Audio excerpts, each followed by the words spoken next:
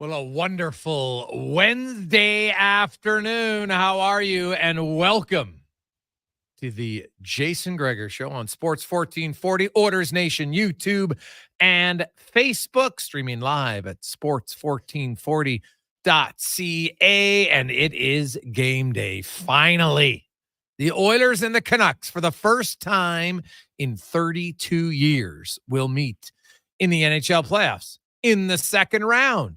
1992, the Oilers beat the Kings in the first round. Then they beat the Canucks in the second. Edmonton is looking for a repeat 32 years later. Meanwhile, the Canucks, hey, this is only the third time the two franchises met. So, hey, they're looking for their first ever win in the postseason against the Edmonton Oilers. The Canucks have home ice advantage. Most people view Edmonton as the favorite, but once the puck drops, it's only who plays best who is going to win. And I can't wait. It should be great. It is the Gregor Show, presented by PlayAlberta.ca, Alberta's only regulated online gambling website, where 100% of the revenue stays right here in the province of Alberta. Now, if you go to PlayAlberta.ca, maybe you're feeling confident, maybe you want to put a little wager on the Oilers to win the series. You can do that, or win game one. Use the promo code Gregor50 and you'll get a free $50 wager with a $5 deposit. So put $5 down, you got 55. Make it count at PlayAlberta.ca. Regular season stats to me mean nothing. Nothing. It's irrelevant. It's how are they playing right now? And even what the Oilers did in the first series against LA doesn't really matter now. You're playing a totally different team. Vancouver is not going to sit back in a 1-3-1. The Edmonton Oilers are not going to be able to stand between the top of the circles and the blue line and wait. And, our forwards are going to change now. No one's coming. Let's wait. It's not going to happen. Right? Vancouver's going to forecheck more. They're going to pressure them. I think Edmonton will be fine. They've handled it, but it'll be a different series that way. The matchups will be different. There's no Danault and Kopitar. It's Lindholm and Miller. It's probably going to be Lindholm and Miller against McDavid and Draisaitl for the most part. Now, today's NHL, there's really no such thing as a hard matchup where it's like we are going and doing everything in our power to get this guy out against that guy. Right? Like even the LA Kings last series, Connor McDavid, he's the Oilers' best center. He's the best forward. He played 80 minutes 5-on-5.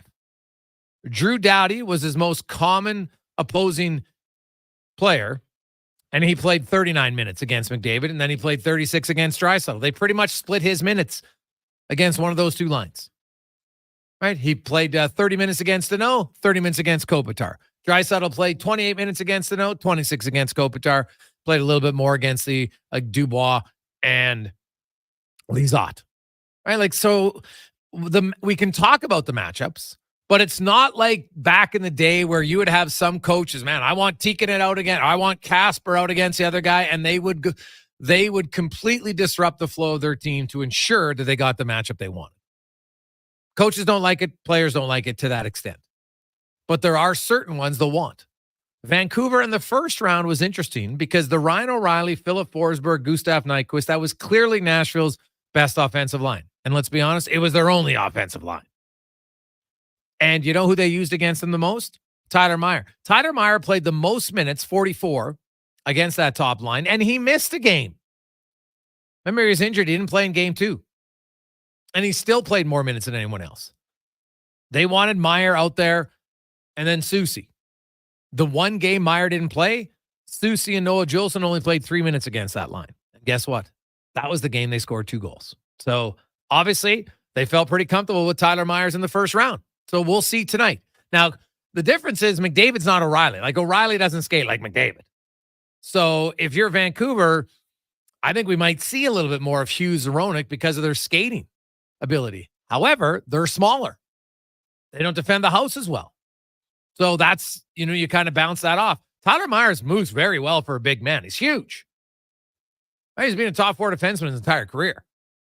So I'm not surprised if he's going to get the majority. But I will say this. I think like LA basically used their top 2 pairs against McDavid and Draisaitl. Their third pair of Spence and Englund barely played. They played like 10 minutes against each guy. Not very much. Vancouver's 3 pairs was Zadorov and Cole. In the first round, Zadorov played the second most 5-on-5 minutes of any Vancouver defenseman. Hughes was first, then he was second. Zadorov at 102 minutes, and Roenick was at 99. And Meyer, he played the least because he missed a game. But they were pretty even. So I don't think you'll just see one pair against McDavid or Draisaitl. I think it might be a combination of all three at different times. I think there are certain matchups at certain key times that you would like. I don't think as pure defenders, Hughes and Roenick are as good as pure defenders, but they're way better playmakers. They're way better skaters. So offensive zone starts for sure. And I still think Hughes is going to play the most minutes. He's their best defenseman. The key to this series for me is going to be a few things. I know there was Nashville blocked a lot of shots. That in one game. But did you know in the series, the Edmonton Oilers in the first round of the playoffs averaged the most blocked shots of any team. They had 21 blocked shots at 5-on-5 per game. Now, on the penalty kill, they ended up with 15. Desharnais had 7 of those 15.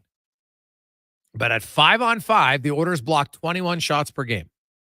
Highest average in the league. Nashville was at 17.3. So I don't buy that, Nashville, that they were so good shot blocking. That's why Vancouver didn't have any shots. No. The Oilers in 5 games had 155 shots on goal. Nashville had 148 in 6 games. Vancouver had 121. If Vancouver thinks they're going to play the same style and win this series that they did against Nashville, they're dreaming. All you got to do is look at Nashville's forwards. It's not comparable.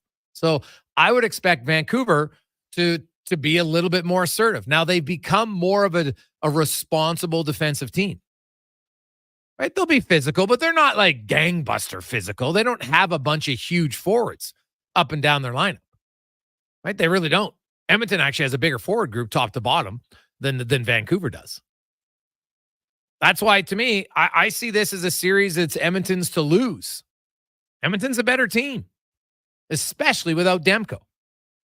But Stuart Skinner isn't getting enough credit in my eyes for how well he's played since Knobloch and Coffey joined the team. Kevin Woodley had him as what? 3rd best saves above expected among starters. He's top 5 in save percentage, top 5 in goals against. Like, what the hell else do you want? He's played pretty well.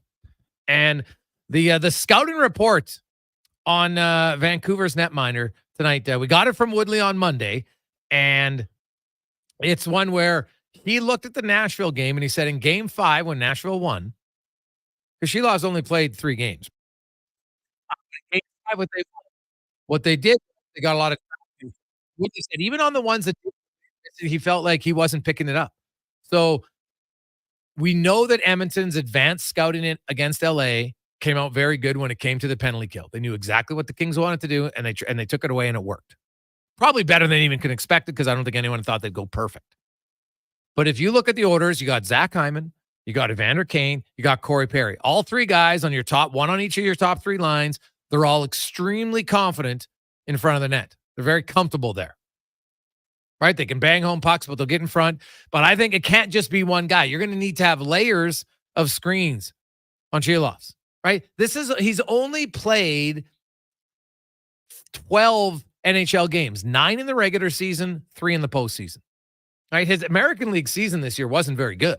Really, in his career, he's a .906 save percentage in the American League. And if you look at historically, goaltenders in the American League with those type of numbers, they don't necessarily transfer over to be great. But he's a guy who seems to relish the spotlight. Of course, the World Championships, he got the only bronze medal that Latvia's ever had.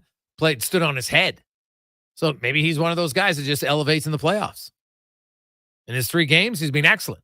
.938 save percentage. 1.7 goals against average. He's been very good. So I'm excited just to see the series, and probably even more excited. I don't know if you caught the games last night. Are you kidding me? Carolina and the Rangers. Whoo, what a tilt. And man, the Dallas Stars are up 3-0 in the first period. And they lose 4-3 in overtime to the Colorado Avalanche. So a series on there for sure. Dallas, they can't go down 0-2 again. Like, I'm sorry, Colorado is not Vegas. So that's going to be a huge game tomorrow night. We got Boston, Florida as a little appetizer. Oiler fans, you got to wait a few more hours. Puck dropping around 6 hours and 10 minutes from now. But you will have the Florida-Boston game if you want to watch earlier. Or you could watch some of the NBA. Because, man, the NBA playoffs also very, very exciting right now. You got some young teams. OKC's coming on. They're looking good. What about Minnesota? The Timberwolves. Are you joking? What they're doing right now? It's awesome. So we got a lot to get to. The text line is open, 833-401-1440. 833-401-1440. Hey, Gregor, do you see Vancouver people saying only one of the Oilers defensemen would make their team? What? No. Matt, you might have one person online, but if there's a majority of people who say that, then clearly they're drinking from the same cup that lacks in intelligence cells. Okay? Like, come on. Hey, Quinn Hughes is unreal defenseman. No question about it. I think Vancouver has a decent decor, but Bouchard, Ekholm, Nurse, like look at Desharnais. He's really emerged. Brett Kulak is a playoff performer, has been his entire career. They're good, but yeah, I wouldn't worry about it. It'll be fun. Online chirps amongst Oilers fans and Canucks fans. Keep it classy. No racial stuff, right? And here's one other thing. Can I get this off my chest? And hey, I really like Robert Clark as an anthem singer, but my God, what is with these people? And we've seen this in other markets. Trying to make like these songs that pump up their fan base. No, they don't. Like, I'm sorry, Connor Halley. Did you see it? Yeah, I saw it, unfortunately, Gregor. Like, what the hell's like, honestly, the Vancouver ones have come out. Edmonton had another one. Calgary's had some. I'm like, these are terrible. Sometimes they're, and trust me, I'm not a song person. Okay. I'm a good karaoke, not a songwriter. But I would like, does somebody not say, hey, wait a sec. Like, who are you showing this to that they tell you this is a good idea?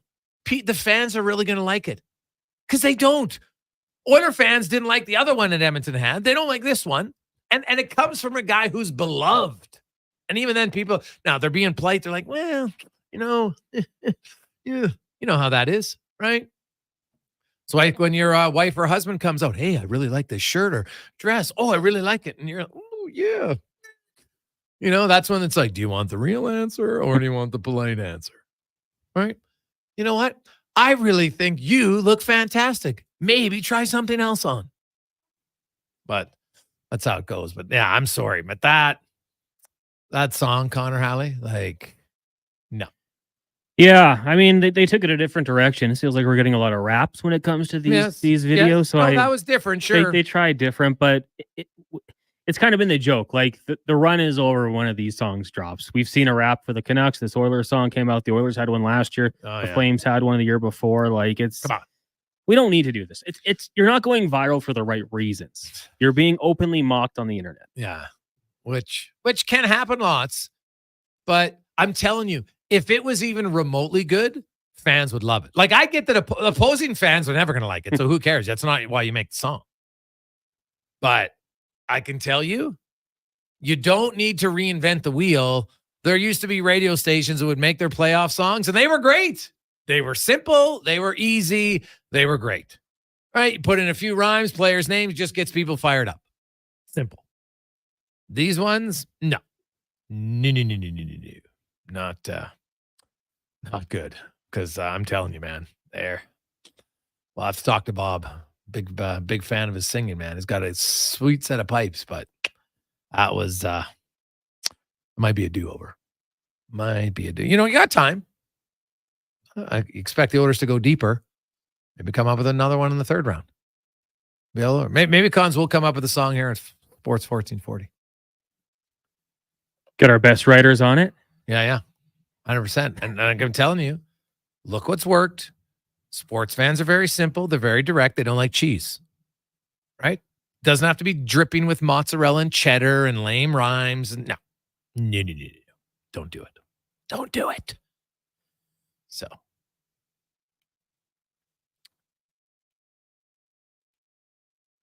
Hey, Gregor, any chance McDavid uses the lack of nomination for the Ted Lindsay as motivation, channels the inner Michael Jordan, who uses everything as a slight motivation, Sonny in Vancouver? I don't think so, Sonny. Because let's be honest, I don't really think it matters. Honestly, Kucherov and McKinnon are the two guys that are going to win the Hart or the Lindsay. One might win both. They might split. But that's what it's going to be this year. It doesn't mean Connor McDavid isn't the greatest player in the world. He just didn't have the greatest season. And that's what it's voted on. It's voted on who's the best player this year. Not who's, and it's such a lame, but McDavid's the best. Grow some thicker skin and say, wow, Kucherov and McKinnon had really great years. Austin Matthews, 69 goals. Pretty hard to do. And a discussion. Right? You don't have to be so insecure and worry, well, McDavid didn't get enough. It doesn't matter. It doesn't matter. Right? The players know. The players actually, hey, this season, they got it right. That's all. Right? Connor McDavid would much rather take a Stanley Cup. If it comes with a Conn Smythe trophy, great. Might give it to Leon Draisaitl if they win. Great. They're not going to care. So I don't know if that what's going to motivate him is the fact that he wants to beat Vancouver. They want to try to win consecutive game ones for the first time. You know when the last time it happened, Connor Halley? No. 1992. The last time they met the Canucks. The Oilers won game one against the Kings, and then they won game one against the Vancouver Canucks. That's the last time the Oilers have won consecutive game ones in a playoff series at any point, even from carryover from year to year. So can they do it tonight? We shall see. Hey, Gregor, is Kazari reffing tonight? Everybody thinks he hates the Oilers from Ash. Honestly, Ash, I'm probably the wrong guy to ask. I really don't believe that you get to the NHL as an official and clearly, blatantly dislike a team. Now, I could be totally wrong, but I don't think you would remain a guy who's a top referee who's getting into the second round of the playoffs by having a clear vendetta against the team. Did he make a bad call or two? Sure. But guess what? That's like saying, oh, this player made a bad decision once or twice. That means he's always going to do it. So no, I don't. To me, it's a waste of energy worrying about who's officiating. The Oilers had 20 power plays. They averaged 4 power plays per game in the first round. Only one team averaged more. If I look back in the playoffs, you might, now it wasn't a penalty. I know everybody still gets upset about the goal for in game 5 for the Ducks. Sure. You can watch you can make the argument that there was somebody pushed in. Now, did he fall in easily? Yes. But there was an Oiler pushing him. I think it was Nurse. So it happens. But no, I don't put much stock into Kazari and that. So I wouldn't worry about it. Now, coming up on the show today, it's also Who Is It Wednesday. And man, we got a great guest joining us in studio today. Of course, it's a hockey guest. There's my little hint for you. Okay. This gentleman, Stanley Cup winner, also Olympic gold, World Cup gold, World Championship gold, was in the National Hockey League for over 2 decades. Also, worked in another sport professionally. So there you have it. Who Is It Wednesday? Coming up on the program today, we got a loaded show for you. We'll hear from former NHLer Bill Lindsay. We'll talk about the Panthers. They're looking to bounce back right now. Tyler Yurchuk will be by. Rupper, as always, joins us. Here comes the Sun promotion, where one of you could win a $15,000 solar package for your home. Spec will be by. Jay Onrait, and much, much more on a busy Wednesday game day edition. Round 2, Oilers and the Canucks. Here on the Gregor Show on Sports 1440, presented by PlayAlberta.ca. The job isn't done until the last load is hauled, and having a semi-trailer out of commission is not an option. Whether replacing or adding to your convoy, Edmonton Trailer has a huge inventory of new and used semi-trailers, trusted by the gravel, logging, oil field, fluids, and freight industries. Find a trailer right for you online or at one of their 3 locations.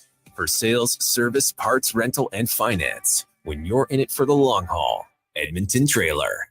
From bench to bench, sport to sport, Elite Promotional Marketing will help take your teamwear to the next level with a wide selection of uniforms, apparel, and promotional products. So when you want your team to look elite, head to elitepromomarketing.com. Your love for strawberries is very passionate, you say. Just wait till you get your next taste of Booster Juice. The new Strawberry Blush smoothie made with strawberries, bananas, vanilla oat, and vanilla frozen yogurt will make you fall in love. And there's no tea like the Strawberry Serenity Teaser, a blend of strawberry juice, green tea, and honey. And for a tasty treat to pair perfectly with your berry obsession, the Strawberries and Cream Booster Ball has returned like your favorite dream. Visit a Booster Juice near you today or download the Booster Rewards app. As a business owner, you know that good business is based on good relationships. So imagine, how would you feel if your commercial insurance was driven by people, not products? At High Street Insurance, we've been serving Canadian businesses like yours for 10 years. People, taking care of people. We take the time to learn about your business so we can ensure that your insurance coverage is finely tuned to the nuances of your commercial situation. Good protection starts with understanding you. Reach out to us today at highstreetinsurance.com. Christensen Communities, the name in active adult living. Enjoy retirement living without compromise. At Christensen, we understand that each lifestyle is unique. We are committed to providing choice through optional dining, personal services, recreation programs, and care plans to suit your current and future needs. Enjoy maintenance-free living and build new friendships in a safe, independent community. Large suites with full kitchens and in-suite laundry, on-site amenities, and so much more. Find out more today about our communities across the province at cdlhomes.com.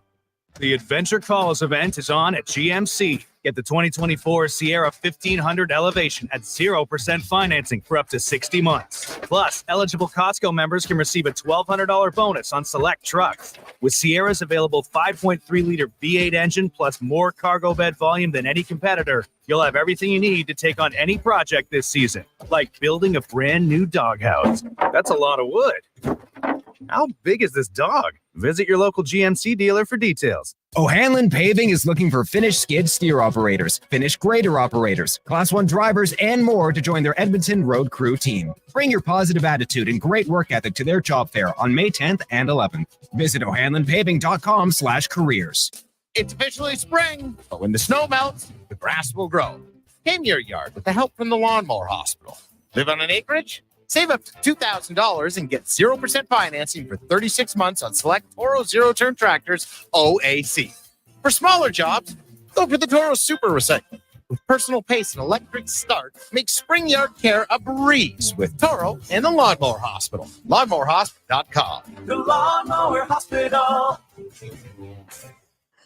Bon-Ton Bakery has a passion for hunting down the very best ingredients close to home just for you. Their slow and steady hands-on approach is a tradition they're proud to maintain since Bon-Ton Bakery first opened its doors in 1956. So whether they're making creative and innovative new pastries or time-tested long fermentation breads, there are no shortcuts here. Bon-Ton Bakery, an Edmonton fan favorite, open 9 to 5 Tuesday to Saturday, online at bonton.ca.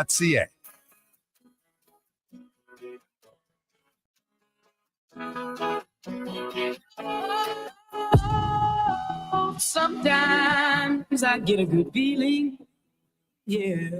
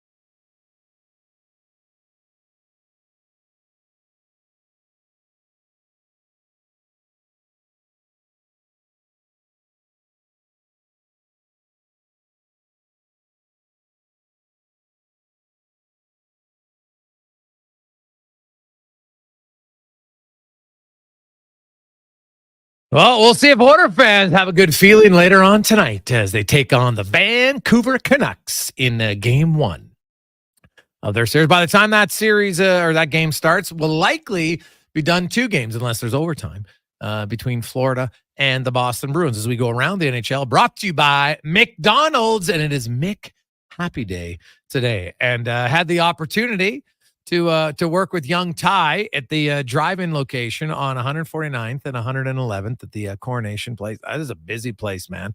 Was there kind of right during the rush hour. It's you know what? I have a lot of respect for those who work there. It is nonstop, man, in that drive-through. People are just pumping it out. And I will say lots of people were very generous in their donations today to Ronald McDonald House. So if you're making your way home tonight, you want a milkshake? Things I learned, though, some people take 4 sugars in their coffee. What the hell is going on? It's a lot of sugar.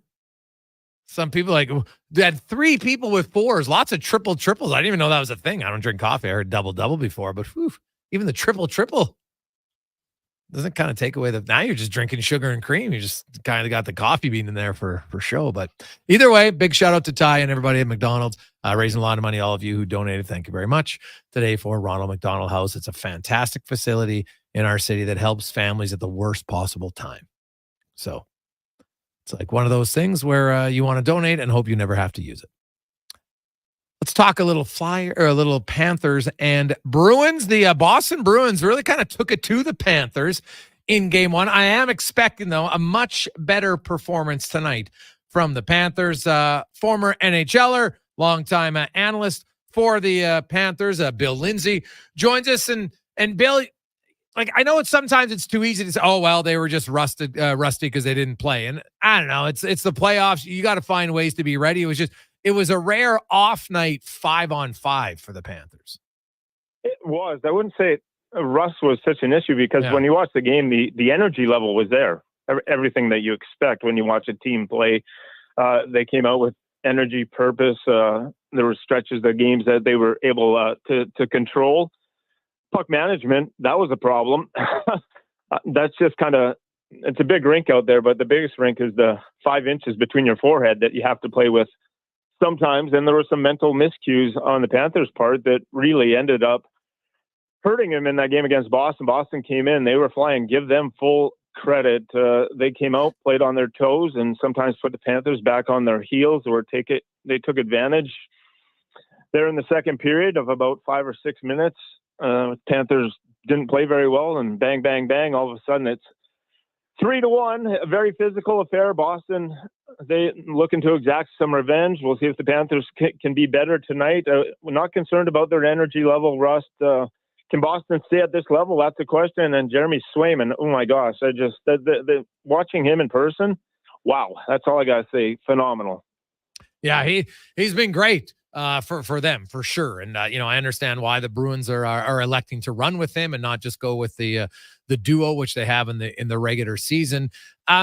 Forsley and Ekblad have been a really formidable pair. And Aaron Ekblad, really good defenseman. He just had a tough night, Bill. I look at that. That's the one pairing that I feel like, okay, I think Florida can kind of easily erase this game because that was an outlier for those two, and specifically Ekblad. Yeah, Ekblad had a tough night for him. He was talking about that puck management. He had the turnovers, just seemed to get caught in the wrong positions when he was put under pressure. He put the puck into the middle of the ice. The boards are your friends. The old saying, boards and glass will save you. You can fill in the rest of that thing. But that's kind of the adage there with some for Forsblad and Ekblad, or Forsling and Ekblad. They were unbelievable in that series against Tampa Bay, against Kucherov. Boston poses kind of a different, unique problem than Tampa Bay did because it comes from everywhere. The depth, it can be. Pasternak was good, but you look with Brazeau, the goal, a couple of goals from the defenseman. It can be anyone for every different game. So I know they're going to be out there against Pasternak a lot in that line, but Paul Maurice and trying to shut down that line is an issue. But for Forsling and Ekblad, they had a clear, exact, defined role against Tampa Bay. I'm not sure it's so clear and defined in this series. So they're going to have to be able to find their footing, whoever they're out there they're against, because whoever Boston's rolling out there, it's coming in waves, and that's what the Panthers like to do to the opponents. And hopefully the Panthers can try and flip the script on Boston this evening. Bill, when you look at matchups, you mentioned puck management. So you go into game 2. They're a very experienced team. They came back from a 3-1 deficit against the same Boston team last year who had Bergeron and Krejci. What is the key for you tonight then for the Panthers? Is there a matchup that you would like them to have, or is it more just about themselves and just make better decisions and they should be fine? Yeah, just make better decisions. I like parts of the game. It's just got to be more consistent. And there was more of a push physical wise from Boston. This Panther team loves physical games, so I expect more of a physical affair. If you do want to dig into analytics, the Panthers are the best team at generating screens in the NHL and getting to rebound opportunities. That didn't happen against Swayman. He saw too many pucks. So if that's your DNA and that's your identity, there has to be more pressure in front of that blue paint. You got to be able to take away the eyes of Swayman. You have to get to some rebound chances to score some goals on this. So I look for them and to control the middle of the ice. This series, a lot is going to be able who controls that middle of the ice. But the Panthers, if you look back on the game, it for me watching them all season long, it was like, okay, it's the effort was there, but it's not the same team with what I saw structure-wise throughout the majority of the year in that first round against playoffs. So if the structure, what I'm looking for is just to get back into that. What they're known for is that structure and that pushback and that heavy forechecking pressure with the screens, rebound chances. If they do that, spend a lot of time down on the Boston end, they'll be able to capitalize and do what they've done for most of the season. Bill Lindsay joins us, analyst for the Florida Panthers, former NHLer. And Bill, you went on a long Stanley Cup run, of course, so you'll know that. You know what? Even if you have good structure, some days it's just off. Can you pinpoint why? And as a player, were you ever in a game where you felt and you're just like, oh my God, like it's just not working for us tonight, right? And even in the playoffs, that can happen.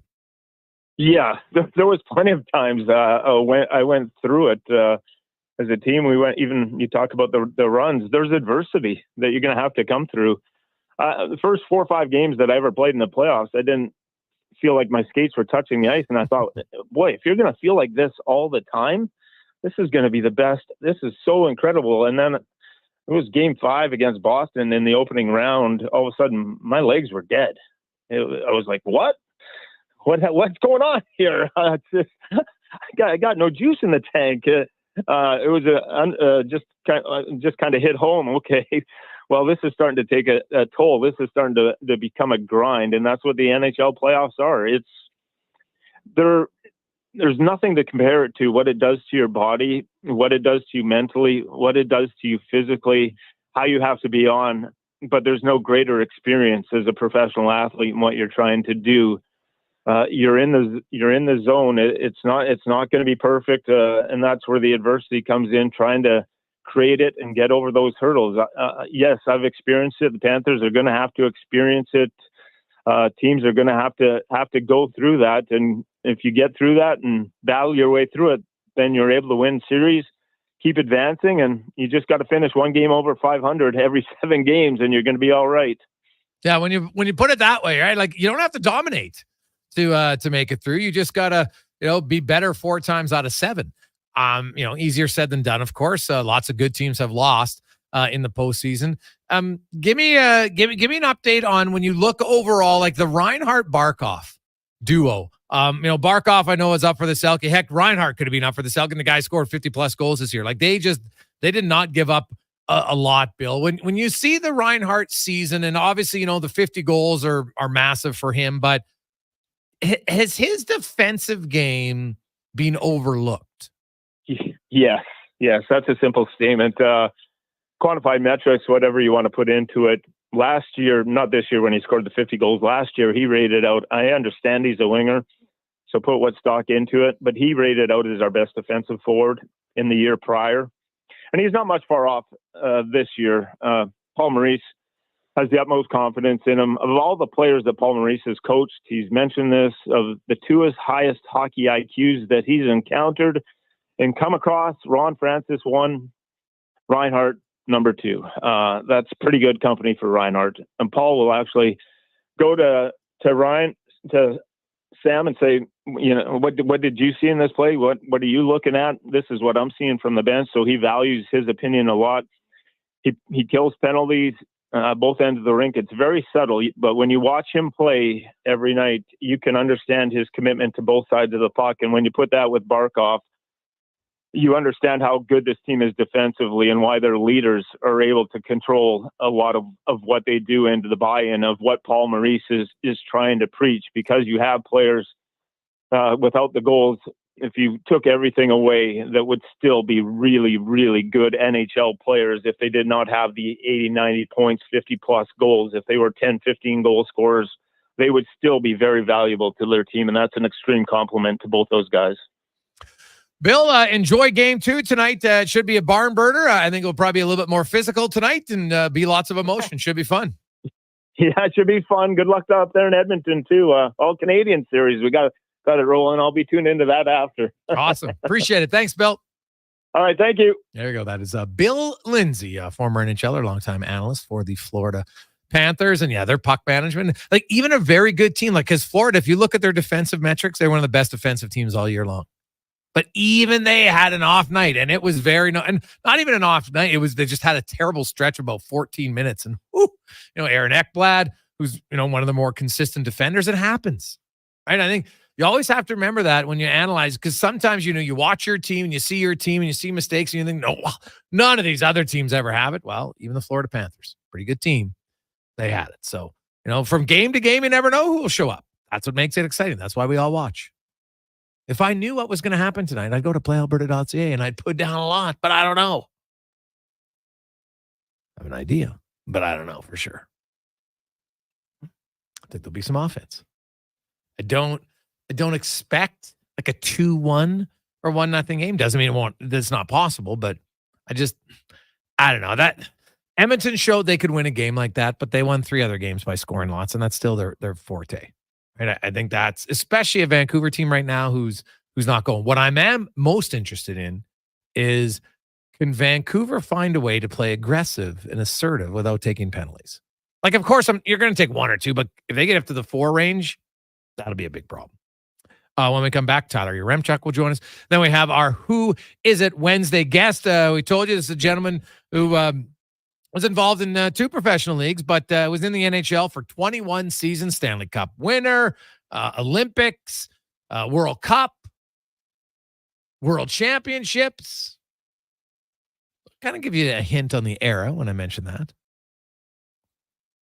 Well, very family affair when it comes to professional sports. For our Who Is It Wednesday guest, I will give you a hint. It's game 1 of the playoffs of round 2. It's a hockey guest. Next on the Gregor Show, presented by playalberta.ca. I'm Ryan Nugent-Hopkins. And I'm Zach Hyman. And when we're not making juicy, sweet passes or having my goals disallowed, we're working for Legacy Heating and Cooling. Guys used to call me a plumber. And now they call you an AC repairman. Nice. Hey, guys, you're not here to fix air conditioners. You're here to sing the jingle. Oh. Well. Okay. Legacy. Hey, Chris. No payments and no interest for 1 year from Quad. Adam Henry, Connor Brown. Legacy Heating and Cooling. Yeah. Number of days between Today games, is McHappy Day, when sort of every sense menu do you have item of the purchased way at this McDonald's team's tried helps to support families stay on with its sick toes, children. make sure that the So rest you can isn't feel the there. good There's that only so comes much you from can do, doing but good, just from ordering. So if I order a Big Mac, I'm helping. Well, we've had a lot of What about opportunity a to practice, McFlurry? and 10-piece chicken McNuggets and apple pie? You got it. Every single order I think the one helps. thing you're missing Join is us at McDonald's today for big McHappy decision Day. built for us Feel good, not to feel be good. A portion of not food and beverage being able sales to will support start right from RMHC the start. chapters and local children's charities across Canada. Solid financial plan is made up of more than just investments. Investments are an important part, but you need a more comprehensive approach. Vincent Pearson at Weir Pearson Akel and Associates Private Wealth Management understands that. He can help build a plan that includes retirement, estate planning, personal insurance, tax strategies, and yes, investments. Talk to him today and see the difference a real financial plan makes. Weir Pearson Akel and Associates. How to deal with Connor and even Leon. For you, how do you deal with a player like Tim Hughes during the year, he's had a puck on his stick more than any other player in the league. And you saw Nashville try to take him physically. Is that a sound strategy? As you see?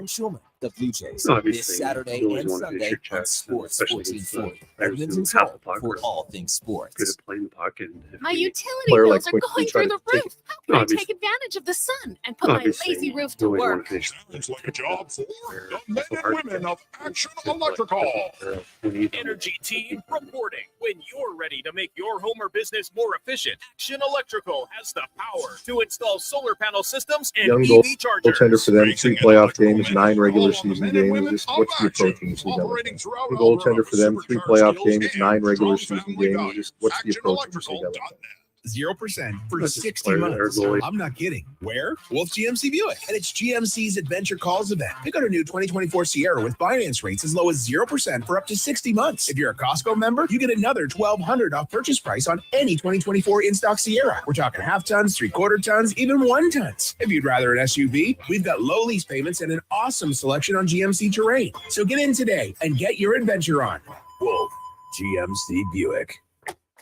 We're making it easy. Hey, sports fans, we've got a clear choice for you. At Crystal Glass, we provide customers with the perfect glass for any job. From home to auto and even commercial, installation or repairs, we're your team. Call 310-GLASS or visit crystalglass.ca. Crystal Glass. What's cracking at Cattail? Their men's league. Play 18 holes for 18 weeks on Tuesdays from 2 to 6 p.m. Then complete the day and head to Out of Bounds. Recently ranked one of Canada's top 10 in fine dining restaurants. For details, visit cattailcrossing.ca.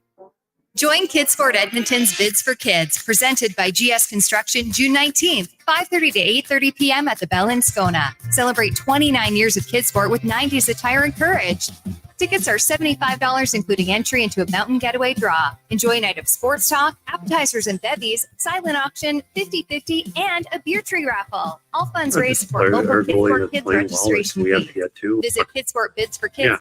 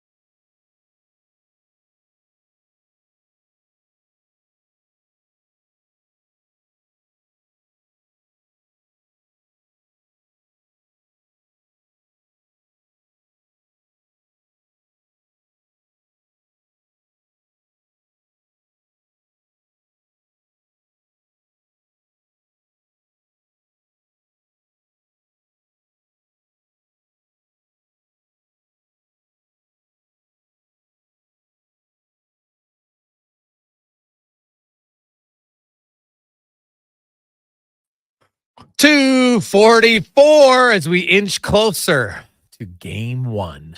Oilers and the Canucks in the Pacific Division Final. The second round of the NHL playoffs, which began on Sunday. Rangers and Hurricanes. Rangers are up 2-0, by the way. If you missed that overtime hero, Mr. Trocheck last night. Great celebration, by the way. Love that. Then you had Colorado with an epic comeback over the Stars. They lead 1-0. Tonight, the Florida Panthers will try to bounce back after getting spanked in game 1 on Monday.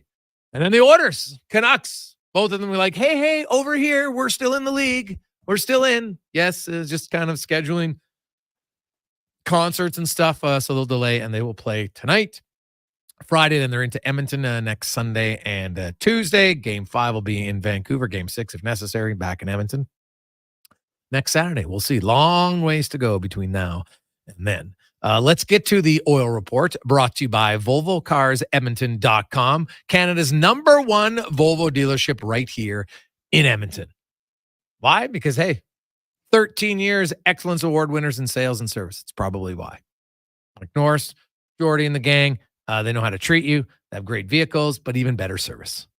You'll feel at home all the time at VolvoCarsEdmonton.com. as Tyler Yurchuk from Oilers Nation and Daily Faceoff joins us. And Ty, in the playoffs, matchups become more important. I did a deep dive into round one for both the Oilers and the Canucks. And, I was kind of interested how Vancouver, what they did with their defense pairing matchups against the Nashville. And Nashville had one scoring line, and that's it. Right? Colton Sisson's their second line center. Michael McCarron's their third line center. Like, they didn't really have a lot of other offense. And they really went with Myers and Soucy against the top line of Riley. Now, they're not the most fleet of foot. Forsberg's pretty good skater, but I wonder are we going to see more of maybe a little bit of an even split amongst the 3 D pairs in Vancouver on how they face up not only McDavid's line, but also Draisaitl's? Yeah, I think that honestly might be a bit of a smart play for Vancouver, just because, again, Forsberg, very good player. No one is trying to argue against that, but he's not Connor McDavid and he's not playoff mode Leon Draisaitl. So I think the Canucks are going to have their hands full, and it'll have to be a bit more of a by committee approach to stop this Oilers top 6 versus just trying to roll the dice with one shutdown pairing. I'm also interested to see what they do up front, Greg's. I think a guy like JT Miller could see a lot of ice time next to Connor McDavid. I know he played a ton against Ryan O'Reilly and Philip Forsberg in that first round. And what was interesting, I think I was looking on Natural Stat Trick, like 49 minutes at 5-on-5 around there. He played against Forsberg and O'Reilly, and they only scored 1 goal on JT Miller at 5-on-5. But what's interesting is Miller didn't have 1 goal for at 5-on-5 when he went up against those two. So if McDavid and Miller end up, sawing off or something like that for the first chunk of this series, it'll be interesting to see how Leon Draisaitl can potentially carry the load offensively. Yeah, it's true. Well, even if you look at the Oilers, now they scored as a team. I think that they were tied for second most 5-on-5 goals in the first round. They had 12, but Colorado had the most. McDavid had no goals 5-on-5 in the first round. And, and Edmonton still scored 12 and had the second most. Like, that's a good sign for them. But, I sense that 97 is kind of ready to explode. He's had a lot of success against Vancouver. And I'm really interested if it's Miller more. I think that might be the Miller line, right? But I'm kind of expecting more from McDavid's line, even though Henrique's not there. I think 97 is due for a breakout offensive game 5-on-5.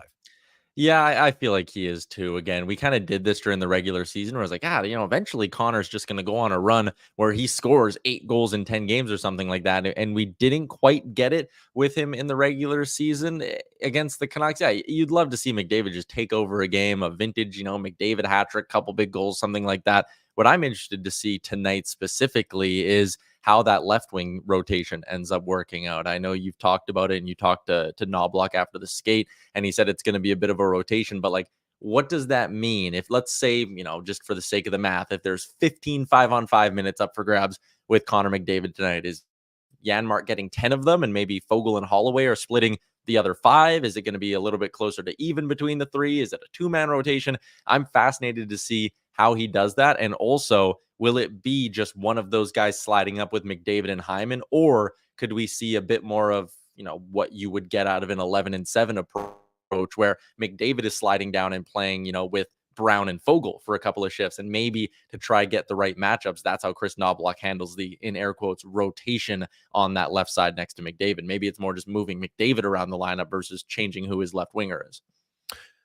Yeah, well, McDavid and Hyman, like Knobloch has said many times, he likes duos, and that's the one duo he quite likes. So I think we'll see them together a lot. Obviously, we know Draisaitl will get a few shifts out of Vancouver power plays, as has been the case all season long, and that will remain the same. I think a lot of it's going to depend on just how guys are playing, right? If Janmark's playing really well, he'll probably get the majority of that ice time, and as long as the Oilers aren't taking too many penalties, because obviously if they take penalties, he's one of their key penalty killers. And Knobloch went out of his way to mention the importance of keeping him fresh for the penalty kill, because he's not used to playing a boatload of minutes. So that's where I think Knobloch's going to ensure that Foegele or Holloway get some shifts there, just because, not saying that Janmark's out of shape, but he's in shape to play 12 to 14 minutes. He's not in shape to play 20 minutes regularly. It's just, it's a total different level of recovery that if you haven't done it all year long, I think it's a real risk to try to ask guys to suddenly do it in the playoffs. Yeah, I think this could be a really interesting opportunity for a guy like Warren Fogle as well. You mentioned if Janmark's out there on the PK, likely Connor, Leon, and Hyman as kind of that line that comes out next. But maybe that's where Warren Fogle grabs a couple of his shifts, and that could be a good opportunity for him to get going. There weren't a lot of Oilers that you'd put into the category of underwhelming in the first round against the LA Kings, but two guys I'm kind of looking to get rolling here in the second round. The Oilers might not need to get rolling, but it'll be a really helpful push if they can, is Warren Fogle and Corey Perry. I think Corey Perry, he wasn't, when the Oilers would go up against Perry in the past, he was always a thorn in their side. Every team that played against playoff Perry, he was a pain in the behind. And I didn't quite see as much as that as I would have liked against the LA Kings. I wonder if he has another gear. And again, if the shifts next to 97 can maybe be a bit of a boost for Warren Fogle as well. Those are really the only two forwards you can look at and be like, maybe you wanted to see more from them in round one. Yeah, no, that's fair. Like Fogle started the playoffs on the second line, and now he's on the fourth line. So I think he's a guy who's going to be motivated. As is Connor Brown, who comes in the lineup. He'll make his playoff debut with the Oilers anyway. He's obviously played in the postseason, just not with Edmonton. And, so those are the changes for them. I do think they'll miss Henrique. Henrique's a really smart player, and that's why I think Janmark's there. Janmark doesn't have his offensive side. Obviously, a Holloway or Fogle maybe will bring that, but Janmark's there, I think, to be very smart defensively. He rarely makes mistakes. He's really good on the boards. And if he wins puck battles and gets the puck to 97, well, then magic can happen.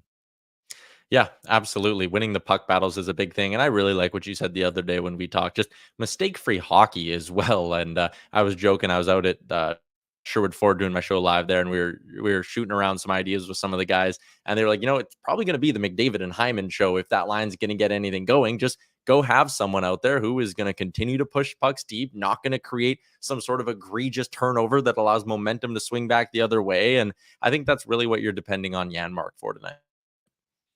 Tyler Yurchuk joins us. Ty, what about the order matchups? Right now, they don't have last change tonight, but you look now, the Orders, their defense pairs, we saw Nurse and Ceci played the most minutes 5-on-5 in round one. And, I'm curious if that continues here. I actually thought they played quite well, despite with some people who only look at some numbers and maybe don't dig in deeper with video. But I'm kind of curious tonight. I still think Ekholm and Bouchard, that's the pair you want out with McDavid's line. That's been kind of the norm all season long. And I wonder if they get back to it a little bit more without having to face Kopitar or Danault. And that's no slight on Miller, but Miller's, I think, a little bit more offensive-minded than those two. Yeah, I think I agree with that as well. Brock Besser on the right side of that line torched the Oilers earlier in the season. I'm looking on Daily Faceoff right now at the lines, and I think I want Bouchard and Ekholm out there against the Miller line, and that's probably who's going head-to-head with McDavid. And then I think I'd be pretty comfortable with Nurse and Ceci going up against Lindholm, Joshua, and Connor Garland. I feel like that should work out pretty well. Garland and Joshua, they're both kind of pests, and they both do move relatively well. They'll be super physical on the forecheck, but I'm not, if I'm Chris Knobloch, I'm not super worried about that line doing a lot of damage to you offensively at 5-on-5. So if it's that Lindholm line going up against the Draisaitl line and I have Nurse and Ceci out there, I'm not concerned at all. And then the big kind of X factor for this one is, what do the Canucks get out of Elias Pettersson? Because he could very well be getting Kulak and Desharnais as just kind of the aftermath of the way everything else ends up shifting through in this series. And Pettersson, as I'm sure you've talked about it a lot over the last 3-4 days, we've been beating it to death over on Oilers Nation every day. Like, Pettersson's just been brutal since basically the All-Star break when you talk to Vancouver people. So if he can wake up and dominate some sort of a matchup against Kulak and Desharnais, that's a big swing in the favor of the Canucks. I just don't think that's going to happen. I would agree. I think Edmonton's favored in a lot of reasons in this series. We had Kevin Woodley on, and to me, the big one here is you've got a goaltender who played well against Nashville, but no offense to Nashville, like, they're not even remotely close to the offensive firepower of the Edmonton Oilers. If I'm the Edmonton Oilers, Kevin Woodley talked about the one thing you noticed was Sheloff struggled when you got traffic in front of him, and you got Kane on one line, you got Hyman on one line, you got Perry on one line.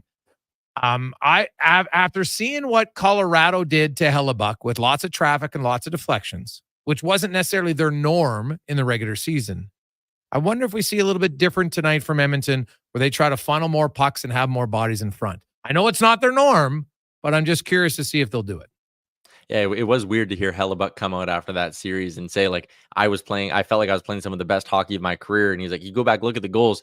I didn't see any of them, or I only saw 4 of them, was what he said. And I think that's a great approach tonight. The one thing I've been hearing about Shilov's, again, talking to Vancouver people, is that he just doesn't seem overwhelmed by anything. There's a story that when he got called up to the NHL, head coach of their American League team, like, came, told them the news, and his response was just kind of like, okay, like, I guess I'm playing goalie there tonight and not here. And he obviously was huge at the World Championships for Latvia, which I know people listening will be like, what? It was the World Championships. But for him to go up for Latvia against the USA in that game, I think it was the bronze medal game, when he stopped like 50 some shots in the victory, like, that's pressure packed, and he didn't break. So I do think it's funny that people being like, you're getting their third string goalie. I don't think you're getting I don't think you're getting a traditional third string goalie. Like, this guy is good. And I do think the Oilers getting in front of him early, that's a great point. Funneling pucks, see if you can get one to slip through, and maybe you can crack his confidence a little bit. I think that's really important here in game 1. And some of those big bodies, again, it does kind of go back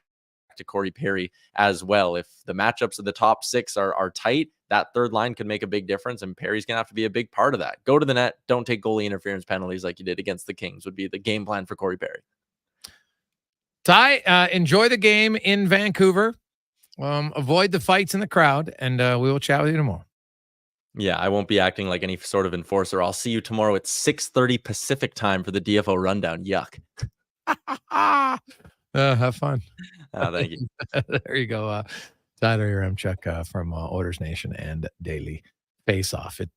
I'm looking forward to it. I just, when you look at his numbers in the American League, they're not that good. Right? Like, when you look historically at goalies who get called up, a lot of them have a .920 save percentage for an extended period of time in the minors. It's just how it is. I know there's the odd exception, so maybe he's that guy. But I don't think Nashville really tested him that much when it came to high danger chances. Getting a lot of traffic in front.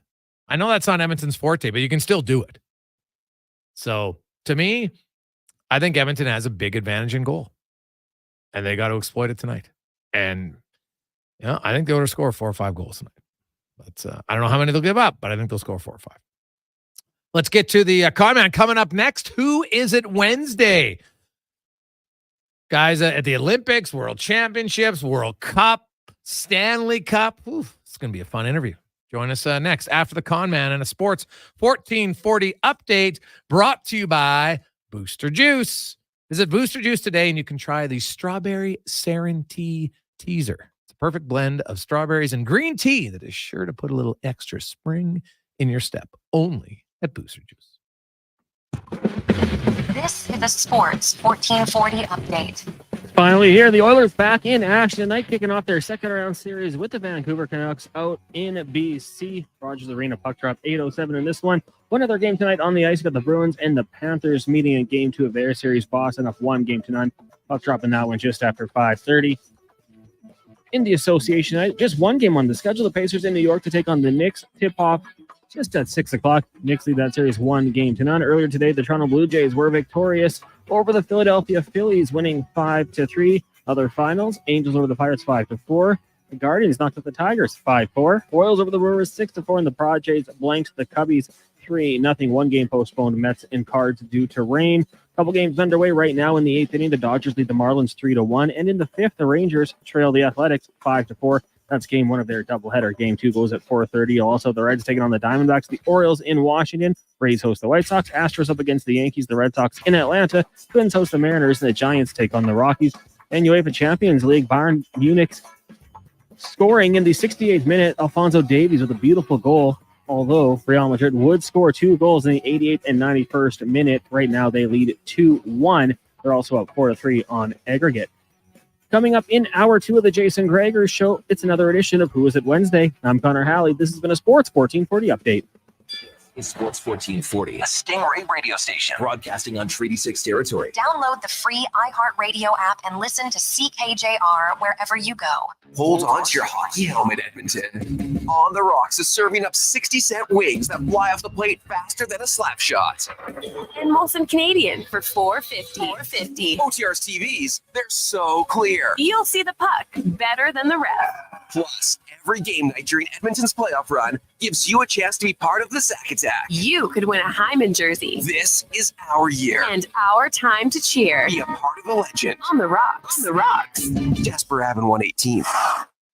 Japa Machinery Group knows that XCMG may not roll off the tongue, but Japa's team will help keep your construction jobs rolling on time and on budget with heavy equipment sales and rentals. Visit japamachinery.com to find out more. O'Hanlon Paving is looking for finished skid steer operators, finished grader operators, Class 1 drivers, and more to join their Edmonton road crew team. Bring your positive attitude and great work ethic to their job fair on May 10th and 11th. Visit o'hanlonpaving.com/careers. Sports 1440 has added another player to our lineup. Tonight, from 6 to 9, check out Turn Sports with your host, Navin Romerick. Edmonton's exclusive home of sports talk is now rolling 24 hours a day, 7 days a week. This spring, experience innovation on the road at Volvo Cars Edmonton. Right now, lease from 0.99% or save up to $4,000 on select models for qualifying loyal Volvo Cars Edmonton customers. Plus, save $5,000 on all new and demo 2024 XT60 Recharge plug-in hybrid models. Discover why we're Canada's only 13-time Volvo Excellence Award winner. Chat online at volvocarsedmonton.com or visit 1205 101st Street Southwest. The Charm Offensive with Jim Jeffries. Every generation before you has also been the most progressive generation. And Jimmy Carr. I don't know how to explain this to you. I'm not that small, I'm just far away. One night, two comedy icons. September 8th, Rogers Place. Tickets available at Ticketmaster.ca. The Charm Offensive with Jim Jeffries and Jimmy Carr. Produced by Outback Presents. In 1973, deep in the basement of an Edmonton family home, an elite team of specialized forces came together to form Action Electrical. Action Electrical Divisions, assemble! Projects team reporting. Service team reporting. Testing team reporting. Energy team reporting. Supercharged with skills in their electrical fields and grounded by strong family values. Facing an electrical menace? Call on the men and women of Action. Operating throughout Alberta at actionelectrical.net. O'Hanlon Paving is looking for finished skid steer operators, finished grader operators, Class 1 drivers, and more to join their Edmonton road crew team. Bring your positive attitude and great work ethic to their job fair on May 10th and 11th. Visit o'hanlonpaving.com/careers.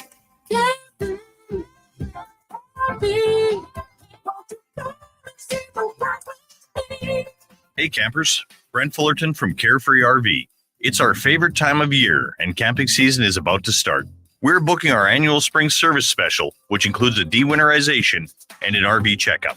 Let us get you ready for camping the Carefree way. Call or text us at 780-438-2008 or visit us at carefreerv.ca.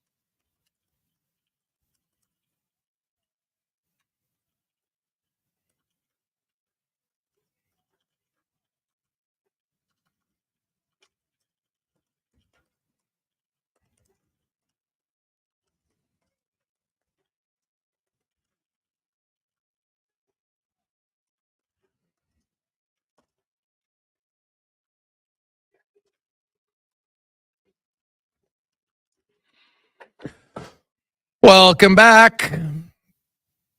Jason Gregor Show on Sports 1440, Oilers Nation, YouTube and Facebook. We always appreciate you joining us on the show. It's always presented by PlayAlberta.ca, Alberta's only regulated online gambling website, where all the revenue stays right here in the province of Alberta. at playalberta.ca. Remember, use the promo code Gregor50. That's Gregor50, and you'll get a free $50 wager during the playoffs with a $5 deposit. Time for our big guest of the day now.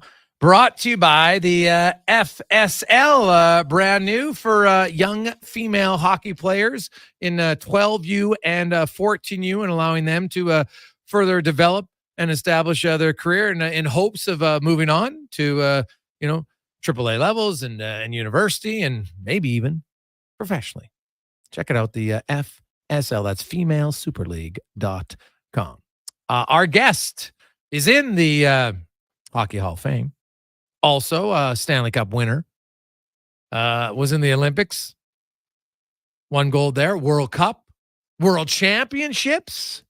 And now also still working. Came out of retirement. And is working with the Junior Oilers Blue Team. He is none other than Ken Lowe, 21 years as a trainer for the Edmonton Oilers. Kenny, how you doing, my man? Very good. Yourself, Jason? Hey, I'm excellent. So, a lot of people probably don't know your story, which is what I love about Who Is It Wednesday. So we'll kind of take it back. Of course, you and Kevin grew up together, right? You're out east. And so you went to school and did you go to Concordia? Is that where you went to school? Yeah, Concordia University, Montreal. That's where I did my undergraduate program.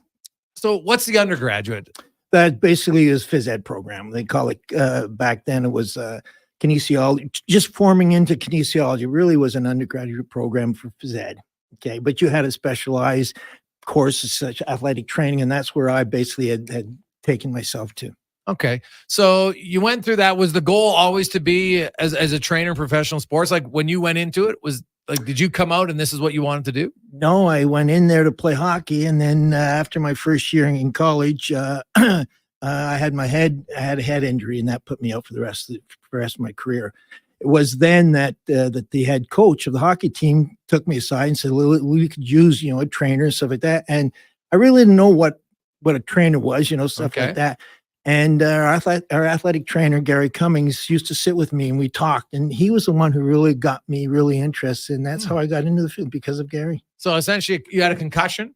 I had my head crushed. I had, it's a long story, but anyways, I just shouldn't have put my head where it was. So I had an epidural hematoma. Oh, wow. Yeah. I was on the operating table for over 18 hours. And when I came out, my mom was told that there's a good chance I wasn't going to speak again. And I was fortunate that, as my wife says, I haven't stopped talking since. So did you have to relearn how to speak? No, they weren't certain about what was going to happen. Okay. As I remember the surgeon saying to my mom, we know more about outer space than we do about the human brain. This is 1972. Okay. But there was words I could not grasp, like ring. I could not grasp ring. And the surgeon would come up there, and I could hear him coming. My mom would be there, and I'd say, Mom, what's that? What's that? She said, it's a ring. It's a ring. And as soon as he said that, I say, bracelet. There was stuff I couldn't grasp and stuff like that. And even to this day, there's stuff, the words that I can't grasp. I get nervous or stuff like that. I forget names constantly. As my wife said as I was leaving, don't forget, you have 2 daughters. Their names are, and I'm Marianne. Well, we did have your daughter Melissa in, and of course Amanda's your other daughter. Yes, right. Yes. Melissa's kind of following a little bit in your footsteps, although I know she was very adamant. She was like, you know what? I don't want anybody to know my last name. She tries to really kind of make her own way, which is great. Yes, right. I quite like it. So yes. So you go to get your undergrad. You're finished playing, and then how did you get your first? What was your first job? Well, as an athletic trainer at Concordia University, that was my first job. I was responsible for all the teams there, from football to soccer, and all the teams. It's basically what Melissa's doing now with at Grant McEwen, and I was the head trainer, basically. So, as a trainer, is that like the ideal place, because you're going to have to treat volleyball players and basketball players and hockey and injuries are very different, and especially even the rehab, because there's a lot of jumping, right? There's a lot of torque in volleyball compared to hockey. And the other thing what we did at Concordia University is we had an open clinic every day from 10 to 12, so anyone off the street could come in, and so we saw all different types of injuries, because you'd see your, as I go back and say, your football injuries, covers most of it. But there's all those other injuries that you see. And we used to basically see a lot of different types of injuries. But as I say, you always come back to being football. As I said, if you don't do football, you're not a trainer. Really? Yeah. So because football, it's very physically demanding. Yeah. Right? And there's more players. And I think you said the analogy beforehand. You're like, I put basketball and baseball and hockey injuries in a bag. I mix them up, and now you have football. Yeah, basically, because you basically would go 3 or 4 games and you lose a player for the season. That's the way it is. I remember my first year with the Eskimos, we had 5 ACLs, and I can remember just banging my head thinking, is that my fault? Like, you automatically, you start thinking. And when I broke them down, they went right down the middle. 3 of them were in grass, 3 of them were in turfs. Somehow we're high top shoes, some weren't high top. So it was nothing you could really grasp at to say, okay, why were we getting all these? It's just, the luck. So you were at Concordia for 3 years, and then you made your jump to the CFL with the green and gold, and you came in kind of the heyday of the green and gold, right? That they were right in the middle of their drive for 5 Grey last Cup. one. I was there. I was there the last one. Yeah, but you had Warren Moon and but to come in an organization that's having a lot of success as a trainer, is it easier or harder? Or is there a feel like I got to make sure I keep these guys healthy? It's you're overwhelmed. I think we'd say I can remember to this day, Rod Conop, and Rod had come in. He was rookie. Okay. And Rod had dislocated his finger, and I'm trying to reduce the finger. And I could see Hugh walking towards me, and I'm thinking, okay, what am I doing? Why am I going to get that finger reduced? And in my back of my mind, I'm thinking, okay, if I'm back at Concordia University, this kid's going to the hospital. Okay, I can't reduce a finger. But this is pro. How do you do it in pro? So I put him in ice, and Hugh came over and said to me, what do you got? And I said, I got a dislocate. I had trouble reducing it. I put him in ice for 5 minutes. I want to try again. He says to me, good call, because I got to know how tough that kid is. And he turned around and walked away. I reduced it and taped it, and he went back in. He taught me right from the beginning. That's pro. So it's a different level there, right? Oh, it's incredibly different, So the players and the pain threshold, you must learn. Some guys, where's that? Because I've talked to a lot of players, and they say, man, one of the most important relationships in sports that doesn't get talked about is the trainer and the player. They got to trust the trainer that because players want to play. And so he's not that hurt, So how would you gain that trust and relationship to know that, certain guy here, he would be okay? You get to know the player. Okay. Like I was fortunate. Okay. I had Danny Ray Kepley, probably definitely the toughest player ever came across. And you just learn from them. Every player is different, but you don't get the pros without having a pain threshold. Yeah, well, you have to have some sort of, but some guys have more than others. Oh, absolutely. Right? Absolutely. I used to always say Brian Kelly was unbelievable. He always would try to get out of practice the day after a game, but getting in the game doesn't matter what he had, whether it was broken or whatever, he was still playing. So you had that, you have that different type of players. I mean, my first year with the Eskimos, I had Danny Ray Kepley. He dislocated his shoulders 3 days into practice. He doesn't say anything to me. He comes in before we go on the field. He says, hey, kid. And he used to call me kid. I was older than him, but I was kid. He said, kid, I got a problem. And I said, what's that, Dan? He goes, he can't lift his shoulder. He's all dressed to go out in the football field, but he can't lift his shoulder. We're playing an exhibition game the next day. So I run out to Hugh and I go, Hugh, I said, Danny can't lift his shoulder. And Hugh says, don't worry, I'll take care of it. The next thing I know, Danny's practicing. Danny knew that was the type of player he was. So we're playing in Vancouver the next day, and Danny's not going to play. And he comes up to me and he says, Ken, he said, kid, you got to learn something. I don't miss games. And I go, Danny, you don't understand. You would be not effective out there. And he went, I can't miss games. I just don't miss games. And that's what Danny Ray. Ken Lowe joins us here on Sports 1440, Oilers Nation, YouTube, and Facebook. And so, you learn that, but is there a responsibility to when you have to say enough's enough, you can't play? How did you find that? But I think a lot of times it's and I've always also said it's the head coach that makes the decision. Okay. You go to the head coach and you say, okay, you can have this kid now, but you're going to lose him for 4 months. Okay. You make the call. Okay.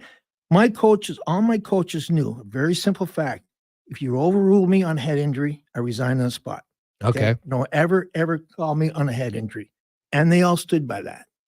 So would you tell him that right from the get-go when you first, like when a new coach comes in, you say, hey, these are, you know what, you want to talk about guy playing with shoulder sprain or whatever, fine, but a head injury, that's my line in the sand. Yeah, because, I would go to them and say, okay, this kid's got a first-degree MCL, you can play him, but it's going to be, you might lose him for 6 weeks.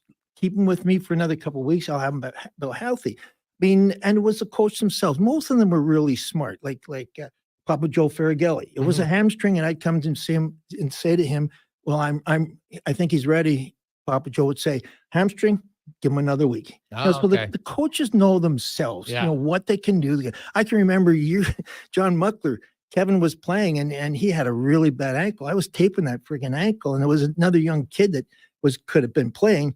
And I went to John. I said, John, Kevin, taping that ankle is not getting any better. And he looked at me and says, I prefer Kevin on one leg than that other kid on two. So he knew the situation, but there he also knew that if it was a head injury, and he overruled me on that, I'd resign on the spot. Ken Lowe joins. So you work in now. You had Henry Gizmo Williams. You're there for a few years. One of the most dominant players I've ever seen at his position for sure. Right, and just like a freak of nature, strong. Yes. Right. So like when because in football you have guys like Giz who are just like power, and then you've got hulking offensive linemen and stuff. Like, how did you have to treat kind of like the skill position guys maybe different than the in the trenches, just the brute force guys? You didn't treat them any differently. It depended on what the injury was. And when you talk about Giz never got hurt. Yeah, I know. So I never saw Giz, but it depended upon the position, depended upon the injury more than anything else. James Quick Parker, he played on the right side and he hurt his left shoulder, he hurt his left knee, he hurt his left ankle. I remember him saying to me one day, can you get me some new body parts? And I said, does it have to be a particular color? That's a position he played, Okay. But I would treat the knee. I would treat when he came down with those injuries. That's the type of injuries I have. Was there stuff like the evolution of science and medicine and how you used to treat things probably when you started to how you treated things at the end, right? Like just the advancements. Was it noticeably different? And what's been the biggest improvement that you've seen since, and I know this is obviously going back to 1972, we're talking 52 years, but in your estimation from training and treating professional athletes, what's been the best improvement that allows them to maximize their skill? Well, I think the MRIs was really helped us. So that helped us make decisions on injuries. But the biggest thing is, and I think you'd say from an injury perspective, is understanding head injuries and concussions. And that's been the biggest thing, And I think in some ways, I think we've gone too far the other way, in the sense of that automatically you're sitting the kid out, stuff like that. You got to judge how that kid is. Let him know and how he feels and stuff like that. But you never question a head injury. That's I think would be the biggest, because the same type of injuries, you're not treating him any differently. I mean, we had, now than there were years ago. They're just making new techniques. I mean, Dr. Dave McGee was a very close friend. And he used to always say, what comes around goes around. Things that I used to use 50 years ago, we're using now again too, So Ken Lowe joins us. When we come back, we'll talk about the transition from going from the green and gold to the Edmonton Oilers, which then led to World Championships and Olympics, and where you're dealing with guys that you just get to know for a few weeks, and how the challenge is on that, and some stories inside the orange and blue next on the Gregor Show, presented by PlayAlberta.ca. The savings continue at the Bricks tent sale with up to 60% off clearance items. Save 60% off genuine leather sofas when you buy the matching Love Cedar chair, or get up to 50% off mattresses. Some exclusions apply. See in-store for details. The Brick, saving you more. CW Eves Troughing is busy. That's why they're looking for experienced troughers to run one of their trucks. To get paid top rates, contact CW Eves Troughing at 780-435-1492 or email info@cweves.com. The Adventure Calls event is on at GMC. Get the 2024 Sierra 1500 Elevation at 0% financing for up to 60 months. Plus, eligible Costco members can receive a $1,200 bonus on select trucks. With Sierra's available 5.3-liter V8 engine plus more cargo bed volume than any competitor, you'll have everything you need to take on any project this season, like building a brand new doghouse. That's a lot of wood. How big is this dog? Ken Lowe joins us. When we come back, we'll talk about the transition from going from the green and gold to the Edmonton Oilers, which then led to World Championships and Olympics, and which then website for electrical wholesalers Edmonton is ready for the Power Play 24/7 365. UL skates to where the puck will be in 5 years. led to World Championships and Olympics, and where you're dealing with guys that you just get to know. Don't sit on the bench. Get your account today at Ken Lowe joins us. When we win that project. Plug into your partner in power. Get an EWEL.ca account today. Excavators, loaders, lifts, compaction equipment, and more. Find the XCMG construction equipment you need. Available for rental or sale at Japa Machinery Group. Japa, helping build Alberta from the ground up for 50 years. Visit japamachinery.com. The savings continue at the Bricks 10 sale with up to 60% off clearance items. Score patio sets for just $99 or save up to $1,000 off appliances. Some exclusions apply. See in-store for details. The Bricks, saving you more. Legacy Heating and Cooling jingle auditions take one for Ryan Nugent-Hopkins and Zach Hyman. Are you ready, guys? We were born ready. Heck yes, Nuge. Drop the beat. Qual legacy. We freaking killed it, Nuge. That's what I'm talking about, Zachary Martin Hyman. Nice guys. We're going to sell a lot of air conditioners. Hey, doesn't Legacy offer no payments and no interest for a year on those? Yeah. Well, thanks for the assist on the copy points there, Nuge. It's just what I do. Legacy Heating and Cooling. Try the new extra large New York style crispy pepperoni pizza only from Papa John's. Get you some of that crispy, curly, cuppy pepperoni on top of an extra large New York style crust pizza with creamy tomato sauce and a 3-cheese blend. This ain't around forever, so walk fast like you're in NYC and order one now. The extra large New York style crispy pepperoni pizza for just $22.99. Only at Papa John's. Better ingredients, better pizza, better get you some. Introducing the Female Super League. Female hockey is on the rise with more women playing the game than ever. Join us as we pave the way for the future of women's hockey. The FSL is more than a game. It's a movement and an experience for the motivated female athlete. Teams will compete in a showcase-style format featuring consistent interprovincial competition. Come be part of the journey as the 2024-25 season unveils a 12U division, as well as the launch of a groundbreaking progressive body-checking 14U division. For more information, visit FemaleSuperLeague.com. I'm Rick Showers from No Bull RV. Last month, I talked about a 0 payments for 6 months offer on quality used RVs, and people came in asking about something else. I remember that offer. You get to enjoy the whole summer in the great outdoors without making even one payment. That's right, Bob. But there's another thing that we do at No Bull. If you buy an RV from us and then decide you don't want it after all, I'll buy it back from you. I think you're the only one in the universe who stands behind RVs like that. Probably right, Bob. But more than one person came in to ask, are you really saying I can buy a used RV and not make any payments and still get your buyback guarantee if I don't like it after all? My answer, of course. Remember the name of our store? There's no fine print. We have the best offers, the best financing, the best guarantee, and the best customer service in the province. We combine all of that. You get everything when you come to No Bull. Anything else would be, well, you know. And that's No Bull. NoBullRV.ca.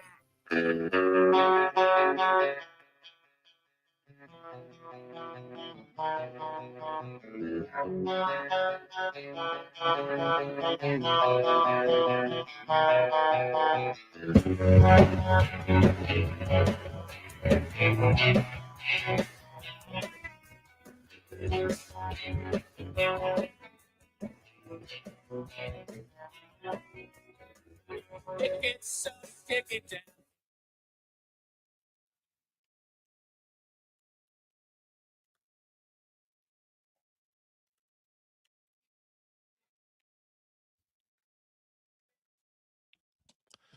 Welcome back. It is game day on Sports 1440, Oilers Nation, YouTube and Facebook. Oilers in Vancouver tonight, game 1 of the Pacific Division Final. And a gentleman who was a part of many of those, actually was part of the last time these two teams ever met in the playoffs back in 1992. Ken Lowe, of course, was a trainer first for the Eskimos and then spent 21 years with the Edmonton Oilers.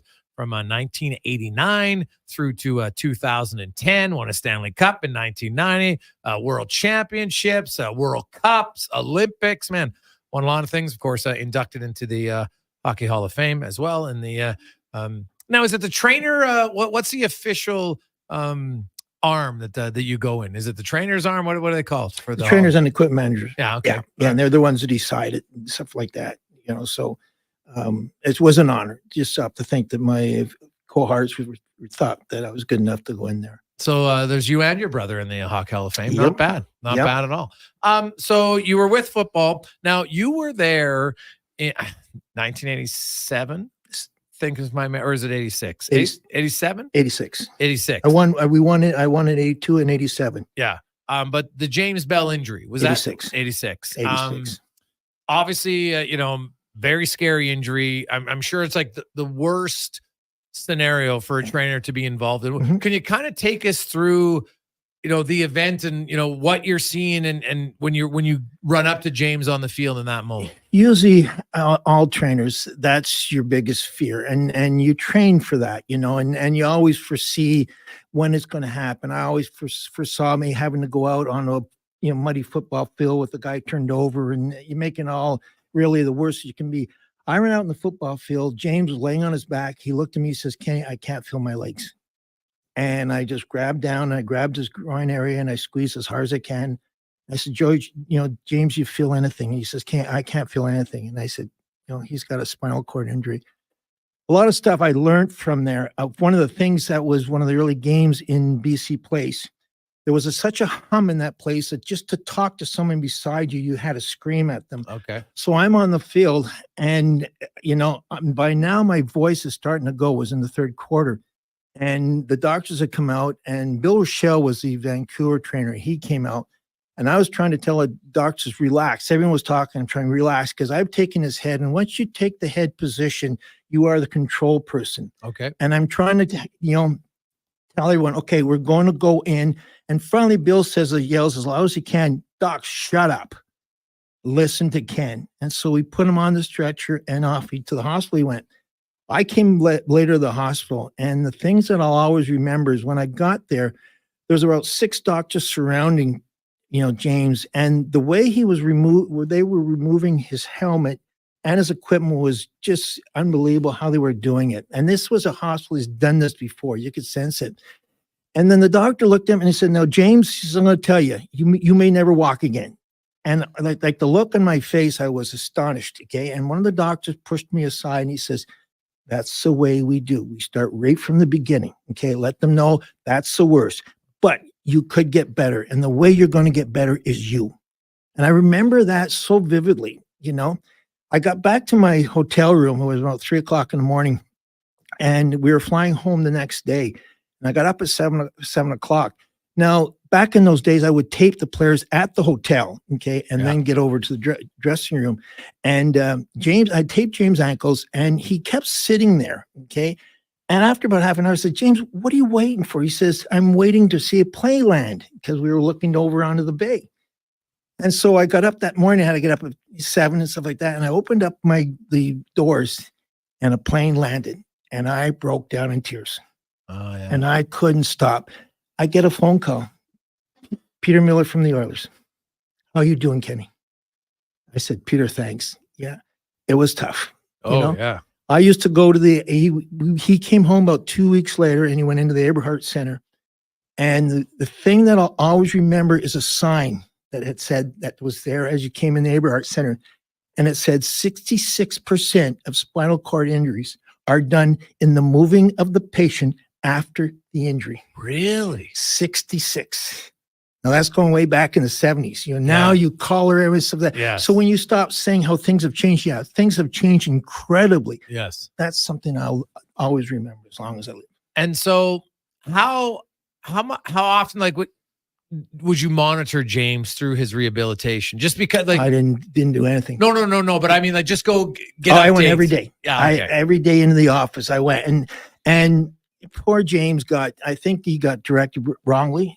He ended up suing everyone, suing BC Place, suing the BC Lions, suing us, suing. The only 2 people he did not sue was myself and Dr. Dick Cherry. Oh, and Dick Cherry and I was there every day for about 2 months. When I was going into the office, the first stop was see James, And the thing is, you see, how disappointed he was in the end, but hey, the club I thought was going to take care of him When you take him through the court cases, poor Dwayne Mandrusiak, poor Dwayne, and eventually it was found that he had affected his helmet. He had taken parts of his helmet out. Cut into his foam. No, James himself. Yeah, that's what I meant. Yeah. So James said. So that probably hurt his case. Yeah. So, and it was one of our players. He collided himself. Yeah. Like it was, it's unfortunate when you get that advice.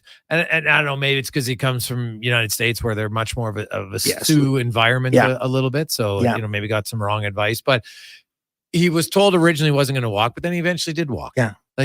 That there had to be some satisfaction, especially when you see that stat of 66% of those injuries occur in the movement of the player.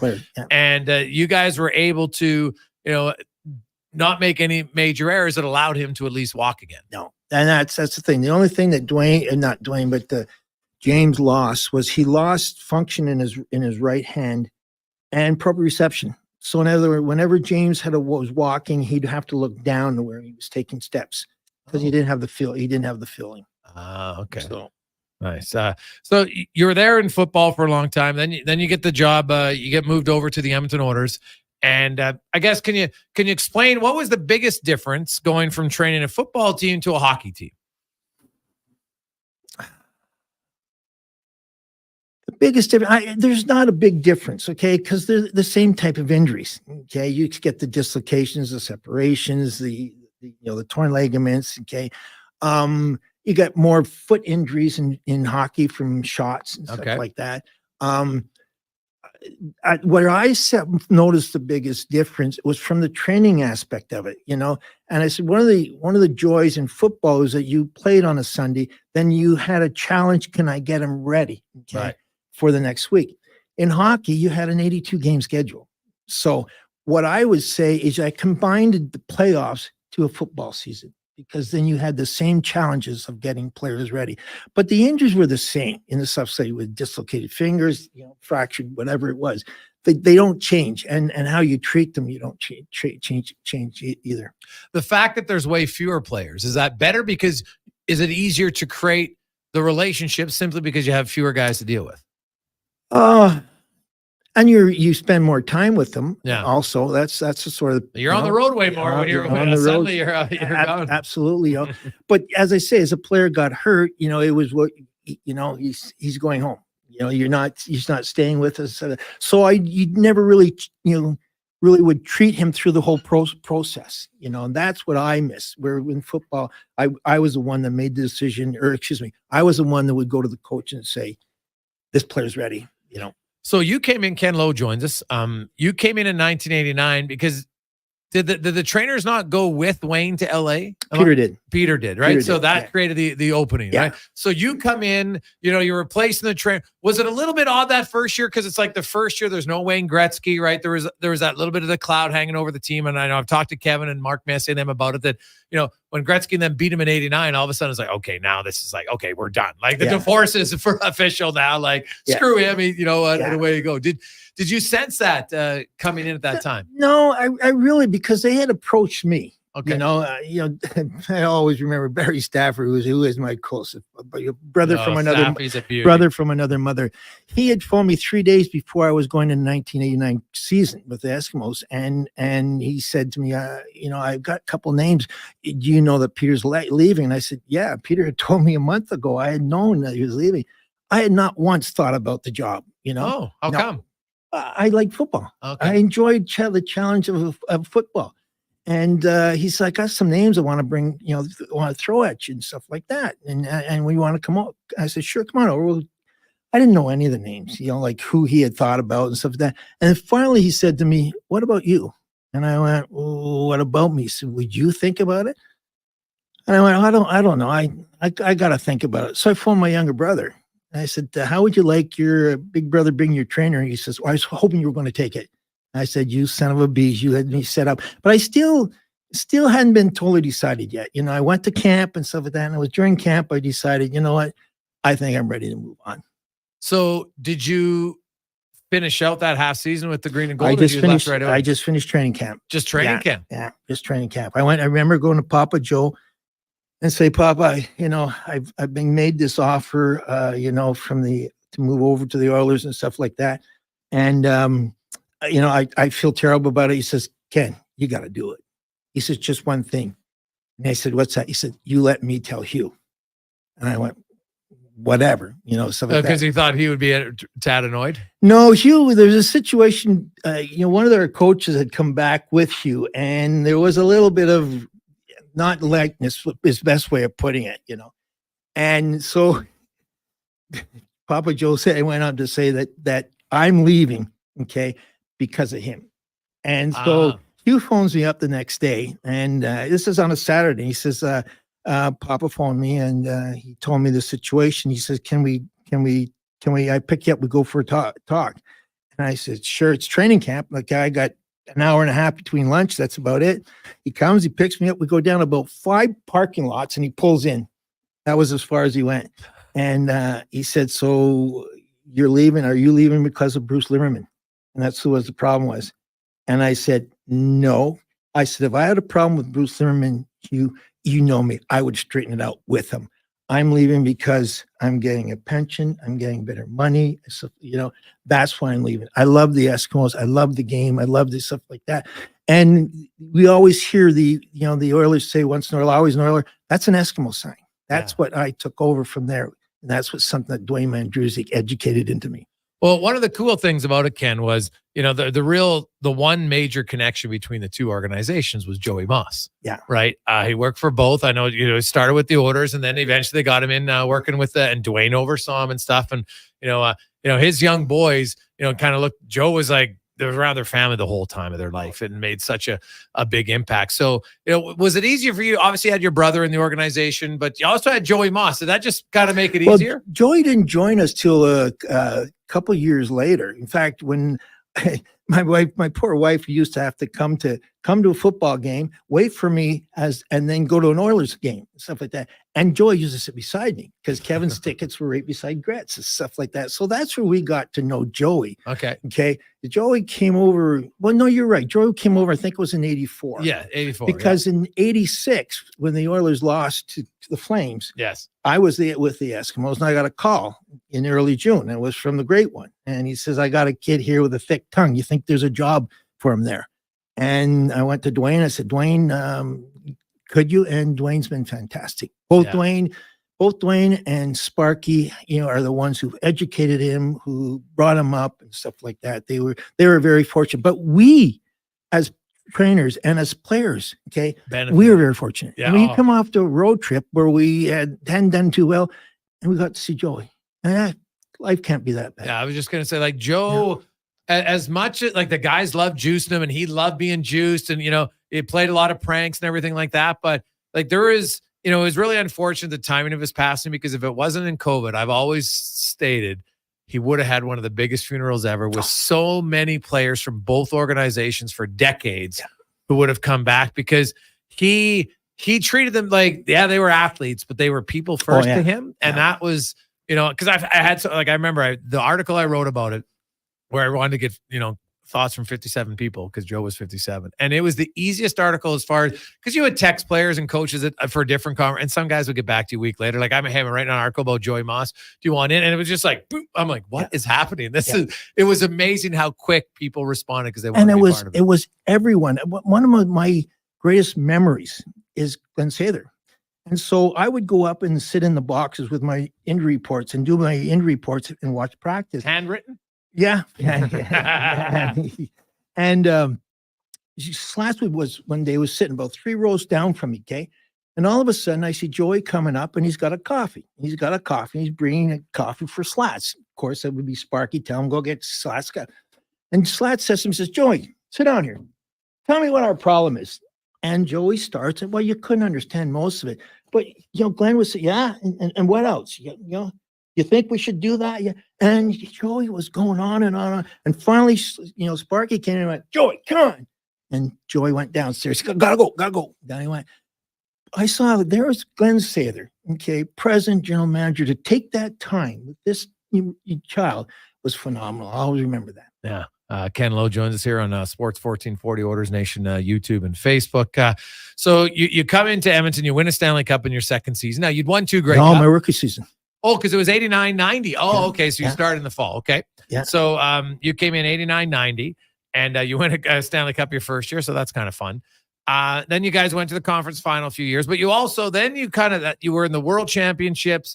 Then you got into the World Cup, to the Olympics. How different of an experience was that? Because when you're with the team for a whole year, you get to know the guys inside and out, right? You've really built up that relationship. Yeah. What's the biggest challenge when all of a sudden you go into like, the Olympics, which is I don't know, there's a camp sometimes, but you get into that event and now you got like 2 or 3 weeks, right? Like you don't know the players' pain threshold. You don't know exactly how they want. What was the biggest challenge for a trainer in those regards? Yeah, you know what? You know them as an athlete more than anything else, and it's such a very short time and stuff like that you can't really stop and worry about it. Okay, and most of the kids are coming in injured. Okay, some form of injury. So we'd always talk to the trainers before what he was good at, what he liked, and stuff like that. And it would go by so quickly. That boom, the Olympics are gone. And then 2 days later, I'm playing, we're back playing here in Edmonton, and we're looking at the schedule, or not the schedule, but our standings, and we're in 10th spot. So the Olympics was great, but, we got to get going, sort of thing. So, when you ask that question, there's just the same players and you have the same injuries. I'll always say, and people say, my greatest memory, besides winning cups with Kevin and stuff like that, was at the Olympics, okay, with Mario Lemieux. Oh, yeah. And we had played 2002, and we had lost the first game, okay, if you remember that. Yeah. And the question was about Mario. He was being bothered by his hip. He had surgery, but it was still bothering him. And the question was whether he was going to go back to Pittsburgh, get looked at, or stuff like that. And I can remember I'm putting an ice pack on him. I used to make these big ice packs, so I used to use it with football players. And I bring it up around his whole hip area. And I'm on my knees, and he's standing above me. And he looks at me and says, "What do you think I should do?" And I'm thinking to myself, Mario Lemieux? He's asking me. And so I stood up and I said, "Okay, Mario, if you were an Oiler, this would be my question to you.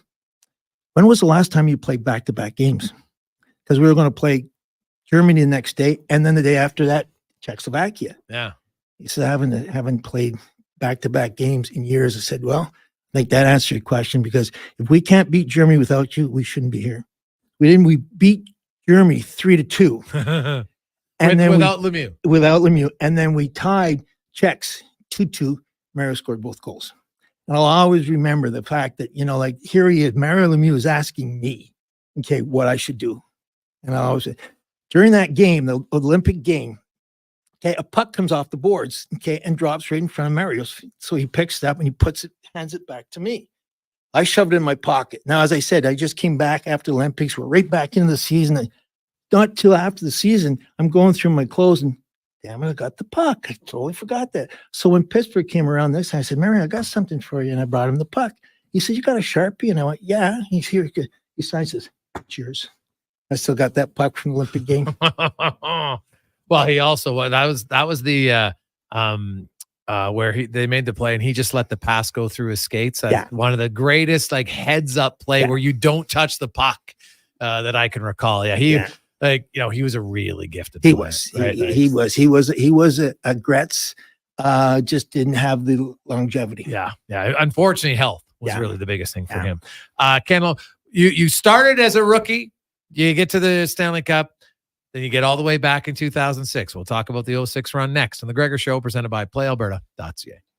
The playoffs are wild. We all know that. And this year, Play Alberta is making it even wilder. Make a deposit with promo code Gregor50 to snag a $50 free sports bet with your next deposit. Get ready for unbeatable promotions throughout the playoffs with 10+ odds boost on every Oilers playoff game. Score a chance to win a pair of lower bowl or even exclusive sweet tickets for an Oilers playoff game just by making a bet on an Oilers playoff game at PlayAlberta.ca. Bonus terms and conditions apply. Enio and Jason are friends. Hey, buddy. Buddy. Except when they talk hockey. Mm-hmm. Edmonton had all those first overall picks, and they still can't win. Yeah, but we still beat you. Battle of Alberta champs, baby. But ask them who makes the best beef jerky in Alberta, and they'll tell you. We'll hawk beef jerky. It might be the only thing Alberta hockey fans can agree on. Pick up some Wilhauk beef jerky today in Leduc, Spruce Grove, and West Edmonton Mall. This spring, experience innovation on the road at Volvo Cars Edmonton. Right now, lease from 0.99% or save up to $4,000 on select models for qualifying loyal Volvo Cars Edmonton customers. Plus, save $5,000 on all new and demo 2024 XC60 Recharge plug-in hybrid models. Discover why we're Canada's only 13-time Volvo Excellence Award winner. Chat online at volvocarsedmonton.com or visit 1205 101st Street Southwest. Building or renovating, you want to work with someone who sees and understands your vision. BIE Engineering is a family-owned, experienced structural engineering consulting firm serving commercial and residential clients in Edmonton and surrounding area. Homeowner or large company, they'll work with you to help see your ideas through. BIE Engineering can help prevent problems, deliver solutions, and minimize your risk. BIE Engineering. Request a quote for your project today. Visit bieeng.com. The Toronto Blue Jays are on Sports 1440. Every weekend, catch all the action with play-by-play announcer Ben Schulman. The Blue Jays, this Saturday and Sunday on Sports 1440. Edmonton's home for all things sports. You adore your Audi, value your Volkswagen, baby your Beamer. But some of that love fades when repairs take several days and tons of cash for the dealership to do their magic. Let Cochran's Automotive rekindle the flame.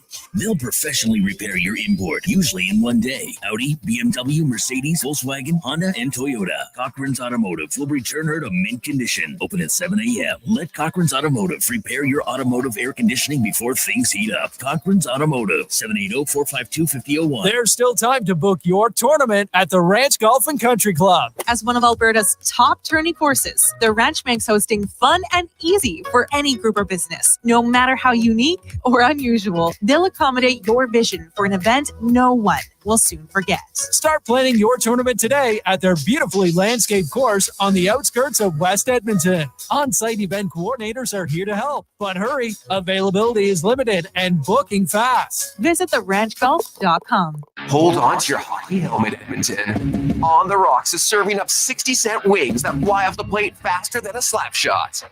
And Molson Canadian for $4.50. OTR's TVs, they're so clear. You'll see the puck better than the ref. Plus, every game night during Edmonton's playoff run gives you a chance to be part of the Sack Attack. You could win a Hyman jersey. This is our year. And our time to cheer. Be a part of the legend. On the Rocks. On the Rocks. Jasper Ave and 118th.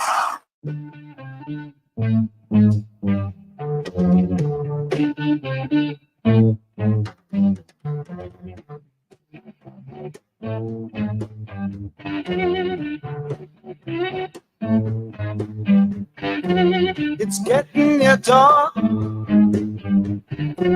When lights close the tired eye.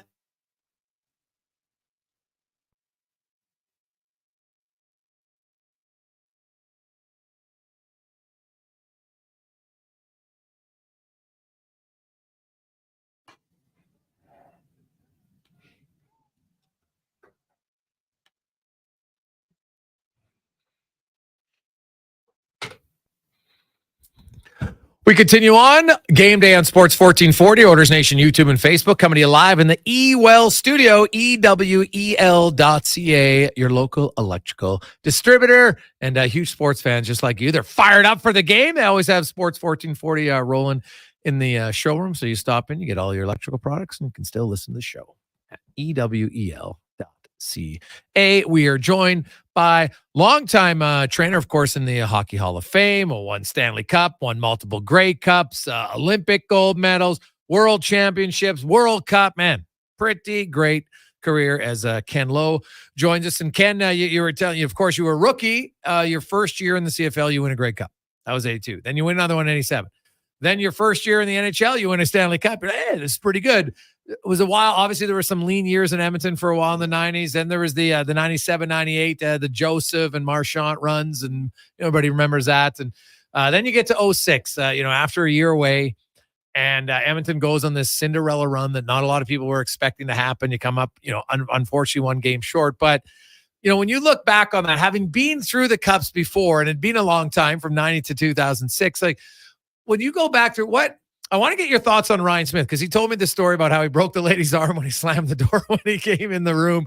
But like, man, like his face was a mess at that point, right? When he took the puck in there, he's leaking on, he comes back. Well, like, you know, you talked earlier about the pain threshold of certain guys, like Jason Smith, Ryan Smith, two guys, like, but Jason Smith, maybe we'll start there.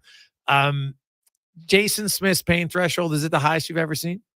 No, I would say Danny Ray Kepley's was. But Jason was right behind him.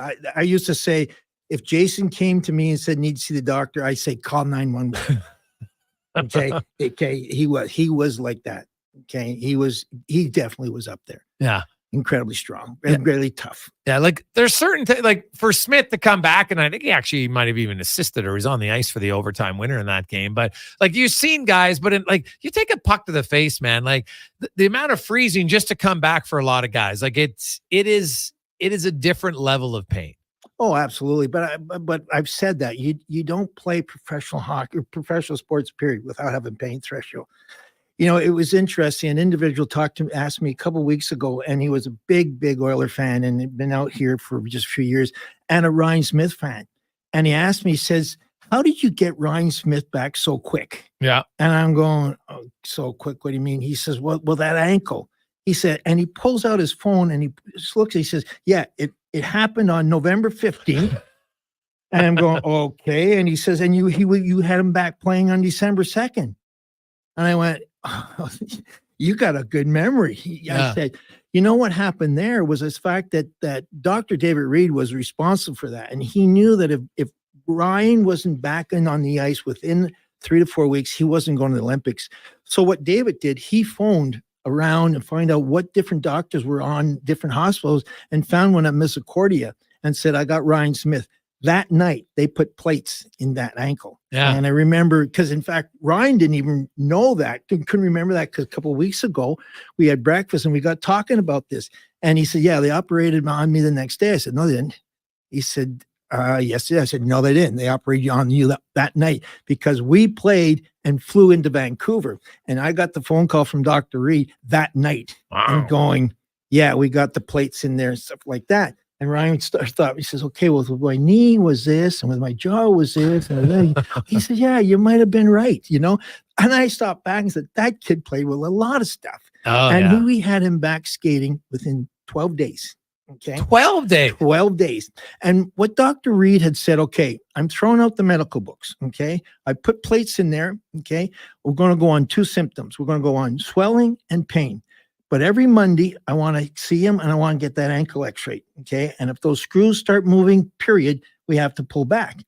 And they didn't. And so we had him on skates and stuff like that. We had him playing in about 2 weeks after that, you know? So it was more the thought that, okay, the ankle is stable because there's plates in there. He can't do any worse damage. And as long as, Ryan could put up with the pain, he could play. So he got playing and he got to go to the Olympics. Yeah, which is great. Like that, obviously he really wanted to go, right? Oh, yeah. Like I remember he told that story before too. Like it was, you had a motivation for it, right? Oh, and I'm like, what about athletes when you talk about the rehab process in it, Ken? And you can, it's the old adage, you can lead a horse to water, but you can't make them drink, right? Like I'm sure there were some guys who would follow it letter to the law, right? Whether it was, icing, swelling, elevation, and others, you're just like, oh my goodness, I got to smack this guy over the head because he's not like, could you tell when a guy wasn't following the protocol that they should be at home? Because it wasn't like you're not staying at the same house with them. No, but the thing was, I was fortunate to have Dr. Dave McGee, and he's a physio. He's a physio in this city that most people don't know or are aware of. Dr. McGee has written 7 books. However, his second book has been translated into 7 different languages. Okay. He's a physio. When I was studying the protocol, years back, there was basically only one book, and it was called a Donahue book. And there was the writings by Dr. Dave McGee. Well, when I came here, joined the Eskimos, I took my master's. And during that time, I took a course with Dr. Dave McGee. He's known throughout North America. Okay. And he asked a favor of me. And I said, what's that? And he says, when I finished the course, and he said, can I come to camp with you? He said, I've been to 6 Olympics, but I've never worked with professional athletes. And we've become the best friends ever since. I had him all the time. So when I was with the Oilers, David was at the U of A, but he ran a clinic from 6 to 8 in the morning. Okay. Just a normal clinic, because he says the books say it's this and this, but it ain't. Okay. There's a lot of gray in between. And he says, I want to see what patience is. So our players had to go and see David at 6 o'clock in the morning. I remember that. Then they would come and see me after practice. And then if it was game day, okay, they had to come back for the game and get treated by David. Again, that was 3 treatments, okay, on game day. Our numbers for man days lost were the lowest numbers for years. And all that was because of David. And from my perspective, like you're trying to figure out a player. And when you couldn't get a grasp on him, I go, so Fibber, and we used to call him Fibber because Gretz called him Fibber after Molly McGree, Fibber, Molly McGree. Okay. And so it was called Fibber. And Yeah. I go, Fibber, what do you think about the kid? Okay. He goes, no pain throws, Kenny, no pain throws. And so we would get the feel from the player that way. You get a feel for them knowing that, and you can't push them if they're not ready to push. You're not good, but they get to know their numbers really quick as other players are taking their spots. Yeah. No, that's fair. Ken Lowe joins us. And so Ken, you worked in 06 and then, you left in 2010 and, but now you're back in, obviously at a lower level, but I talked to you and you're like, man, I'm really enjoying it. You're with the U17 under 18 AAA Blue Order Junior Blue team. And kind of, I guess, what got you back in originally, and what are you liking about kind of coming almost full circle, really? I guess my daughter was working with the teams at the time, and their trainer was leaving. She'd just graduated from school, and she was moving on, and so they were looking for a trainer. And she said, Dad, they pay. And my wife, I looked at Marianne, and she gave me that, and I said, let me try it out. And so I went to practice, and I met Nate Perney. He's the coach, and I love Nate. And I say, when people ask about him, I said he reminds me so much of Craig McTavish in his coaching techniques. He doesn't have the jokes that Mac T had, but Right. he has the same philosophy. I really liked him. And so I started working with him. And at that point, that was the South Side team. Right. And under 18 South Side. And I always tell people, I did over 1,700 games in the National Hockey League, okay? And, regular season and playoff games. My first under 18 hockey game got a stick in the face. On the bench? On the bench. As I said, 1,700 games. What it was, though, Jason, is that if you notice, those players, they lean against the boards. They don't sit down. Right. And I have cleats on. And if I stand on the bench, it's like a skating rink for me. So I have to stand down with them. Yeah. And so I was standing down with one of the players, along them, and I got a stick right in the face. chops. And the young kid who hit me skated over and apologized after. I went, hey, it's part of the game. But I enjoyed it. Enjoy still being around like the young kids like that. So, they're obviously aspiring, and who knows, like obviously being a professional athlete is extremely difficult, but having your pedigree and your background, I'm assuming there's like, okay, man, this guy, you can tell him stories from a lot of different players and stuff like that. But what's the best part of your gig now working with the young U18 players? Oh, just being the trainer. Being back in the dressing room and I have a story I think is so great. We had a player this year that I questioned his toughness and stuff like that. And he worked hard, but I did question his toughness. And I went, and he wore a certain number, and it was number 4. And I went to him and I said, so who wore number 4? And he looked at me and said, Taylor Hall. I go, okay, no, I wasn't. So I went, hold on here. These guys would never have any. No. So I walked in the dressing room. I said, hey, guys, answer this question for me. Who wore 4 for the Oilers, the original? And it was blank. And I went, oh, my God. And I said, Kevin Lowe. But yet one of the players said to me, I said at the same time, I said, he scored the Oilers' first goal ever. And one of the players says, no, he didn't. My granddad said that Gretz deflected it. I went, well, at least you know who he was. Yeah. And, so you have to step back and realize that, I turned 72 weeks ago. So these kids have no clue, they know I've been successful and stuff like that in that sport. But, every once in a while I'll sit down, they'll ask me about a player, and I'll sit down and talk to them about the player. But, they don't have any time. No. Like practice, they 3 times a week. They were playing twice a week and stuff like that. So I think that part I enjoy working with the coaches. And lastly, we're in the playoffs again. Ken, somebody who worked 21 years for the organization, what are you like? Are you a diehard fan? How do you approach the playoffs as somebody who's been on the inside of it? Like, do you still get pretty fired up for the playoffs? No. I'll start watching now. I don't watch hockey. Really? Yeah. No, I've got enough. It's the same thing as football. I didn't watch football for a long time. When you're down there right in it, it's hard to step yourself back. And stuff Okay. like that. Yeah, that makes sense. What have you seen me a couple of times? My biggest joy is to take my coaching staff to a game, to see it from that perspective. Okay, And then this year also, I took my trainers from around the league to see it from a different. But for myself, I watch playoffs now, but that's about it. Yeah. Well, Ken, thanks so much for joining us on Who Is It Wednesday. I really appreciate it. Continued success with the U18 Blues, Junior Oilers, and hopefully, we'll talk to you again soon. Open invitation anytime. Yeah, you got it. Thank you very much for having me. You betcha. There's Ken Lowe, our guest today in Who Is It Wednesday. What a stellar career, man. Unbelievable. Grey Cup, Stanley Cups, World Championships, World Cup, Olympic golds in the Hockey Hall of Fame. Not a bad career at all. When we come back, Mike Rupp will join us. We also have next chance to qualify for Here Comes the Sun, a $15,000 solar package for your home, and much, much more. But first, let's get to the Con Man and Sports 1440 update brought to you by Fountain Tire. Being on the road together means getting a great deal on tires. You can save up to $200 on select tires, including Goodyear, right now up until June 8th. Check it out at fountaintire.com. This is the Sports 1440 update. Game day, the Oilers finally kicking off their second round series in Vancouver, taking on the Canucks. Puck drop just after 8 o'clock. The Oilers will be without Adam Henrique, who will miss game 1 with a lower body injury. Head coach Chris Knobloch saying Henrique is considered day-to-day, and hopefully he'll be good to go for Friday. Game 2, forward Connor Brown will draw into the lineup tonight. Elsewhere, you got the Bruins taking on the Panthers. Puck drop just after 5:30. Boston leads that series 1-0. In the association, Pacers taking on the Knicks at 6. New York leads that series 1-0. Earlier today in the majors, the Jays were victorious, knocking off the Phillies 5-3. Also, the Pirates losing at home to the Angels 5-4.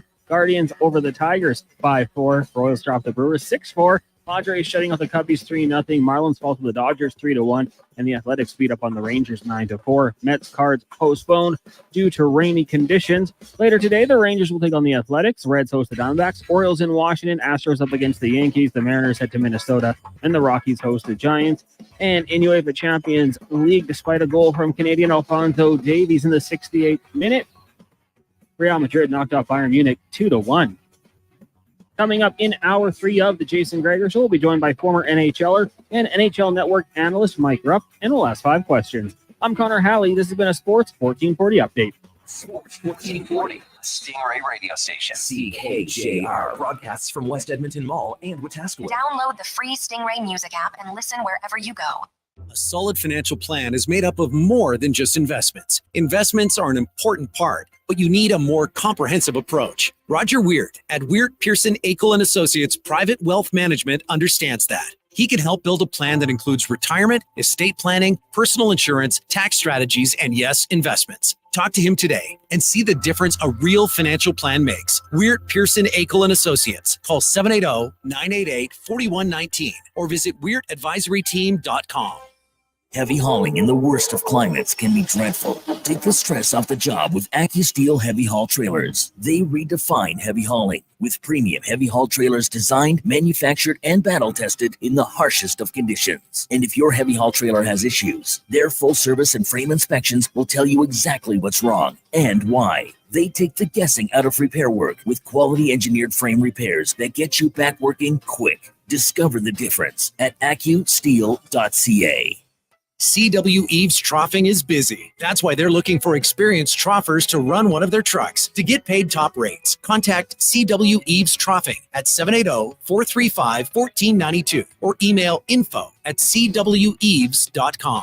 Hey, sports fans, we've got a clear choice for you. At Crystal Glass, we provide customers with the perfect glass for any job. From home to auto and even commercial, installation or repairs, we're your team. Call 310 Glass or visit crystalglass.ca. Crystal Glass. Attention Edmonton. Gear up for the Big Orange event at Edmonton Kubota, happening May 10th and 11th. Don't miss this incredible opportunity to snag great deals, plus save even more, up to $400 on mowers, $500 on utility vehicles, and a whopping $1,000 on compact tractors. That's not all. Enjoy 10% off on parts and service for a whole year. Meet the Kubota experts on site to answer all your questions. Ready for the big day? Visit our Facebook and Instagram pages for more info. See you at the Big Orange event. Silent Rides is one of Alberta's premier bus charter companies with state-of-the-art motor coaches. We provide our customers with the safest and most reliable ground transportation. Our seatbelt-equipped buses have become the preferred carrier for many local sports teams, tours, corporate outings, and other various travel across Western Canada. For more information and to request a quote, contact Ted Nakamura at 780-940-0880 or visit silentrides.ca. Building or renovating, you want to work with someone who sees and understands your vision. BIE Engineering is a family-owned, experienced structural engineering consulting firm serving commercial and residential clients in Edmonton and surrounding area. Homeowner or large company, they'll work with you to help see your ideas through. BIE Engineering can help prevent problems, deliver solutions, and minimize your risk. BIE Engineering. Request a quote for your project today. Visit bieeng.com. Debt. Most of us have it, but it's the last thing we want to talk about. When we're struggling, we need someone to talk to. We want to be heard without judgment. My name is Parveen Middleton, and I'm a licensed insolvency trustee at BDO here in Edmonton. I talk with people about debt every day. I can help you find the solution to fit your situation. Talking about it is the first step to relief. Call 1-833-BDO-TALK or visit bdodebt.ca to learn more. Christensen Communities, the name in active adult living. Enjoy retirement living without compromise. At Christensen, we understand that each lifestyle is unique. We are committed to providing choice through optional dining, personal services, recreation programs, and care plans to suit your current and future needs. Enjoy maintenance-free living and build new friendships in a safe, independent community. Large suites with full kitchens and in-suite laundry, on-site amenities, and so much more. Find out more today about our communities across the province at cdlhomes.com. O'Hanlon Paving is looking for finished skid steer operators, finished grader operators, Class 1 drivers, and more to join their Edmonton road crew team. Bring your positive attitude and great work ethic to their job fair on May 10th and 11th. Visit o'hanlonpaving.com/careers. Until June 8th, make the shift to more savings at Fountain Tire and get up to $200 off a set of 4 select tires, plus a bonus $50 off any service of $150 or more. Restrictions apply. Financing available. Book online today. I can tell by the look on your face you're thinking about it.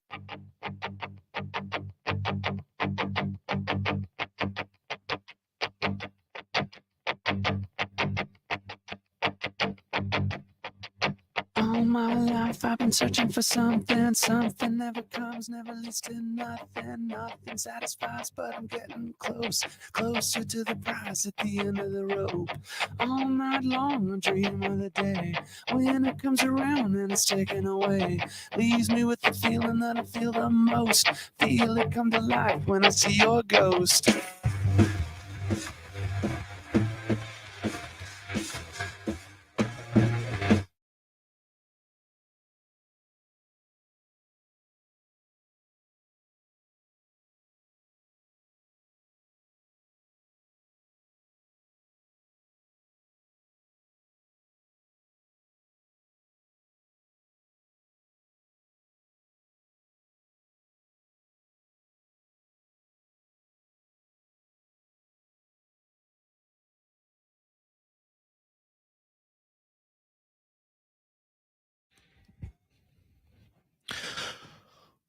Welcome back. It is game day on Sports 1440. Hey, Oiler fans, you might want to get in the chat at YouTube. Oiler fans and Canuck fans, I love it. They're starting already. But you know what? I will say it's pretty respectful chirps. That's when, good debates back and forth. I would expect Canuck fans to want their team to win. Oiler fans want theirs to win.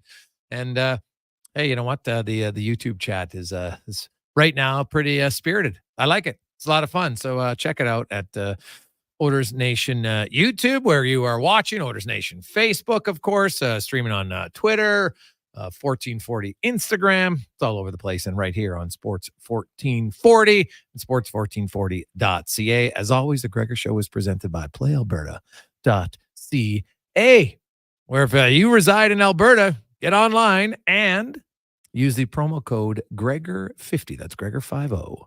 You get a free $50 wager, whether you're a first-time user or being there multiple times.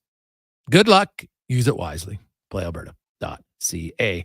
The Oilers and the Canucks, the second game tonight. But first, you have the Bruins looking to go up 2-0 on Florida. The Panthers, man, they didn't like their game one, no question. They're going to have to be a lot better tonight, and I would expect them to be better, especially in the puck management department. But hey, let's be honest. The main course tonight for Oilers fans and Canucks fans, of course, is Edmonton and Vancouver for the first time since 1992.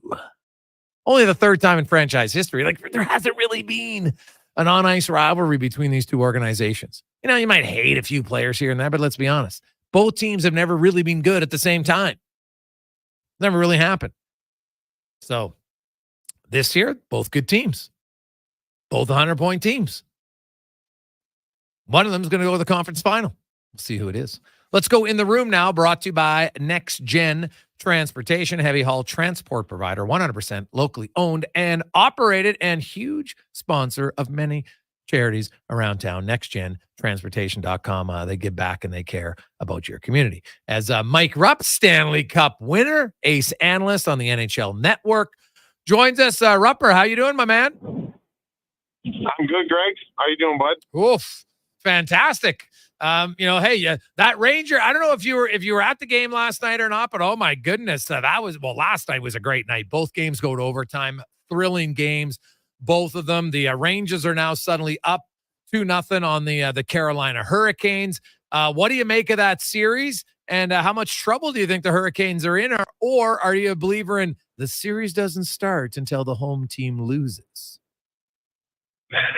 I'll tell you what, playoffs aren't playoffs until we get multiple overtimes in one night, and we got that last night. So we're officially on right now. I love getting some overtimes. We saw it in that, obviously, was the first game of the night. Man, I thought Carolina played really well. Igor Shesterkin stole it for the Rangers in a lot of ways. Their power play continued to get the production they needed. Lots of penalties in the game overall.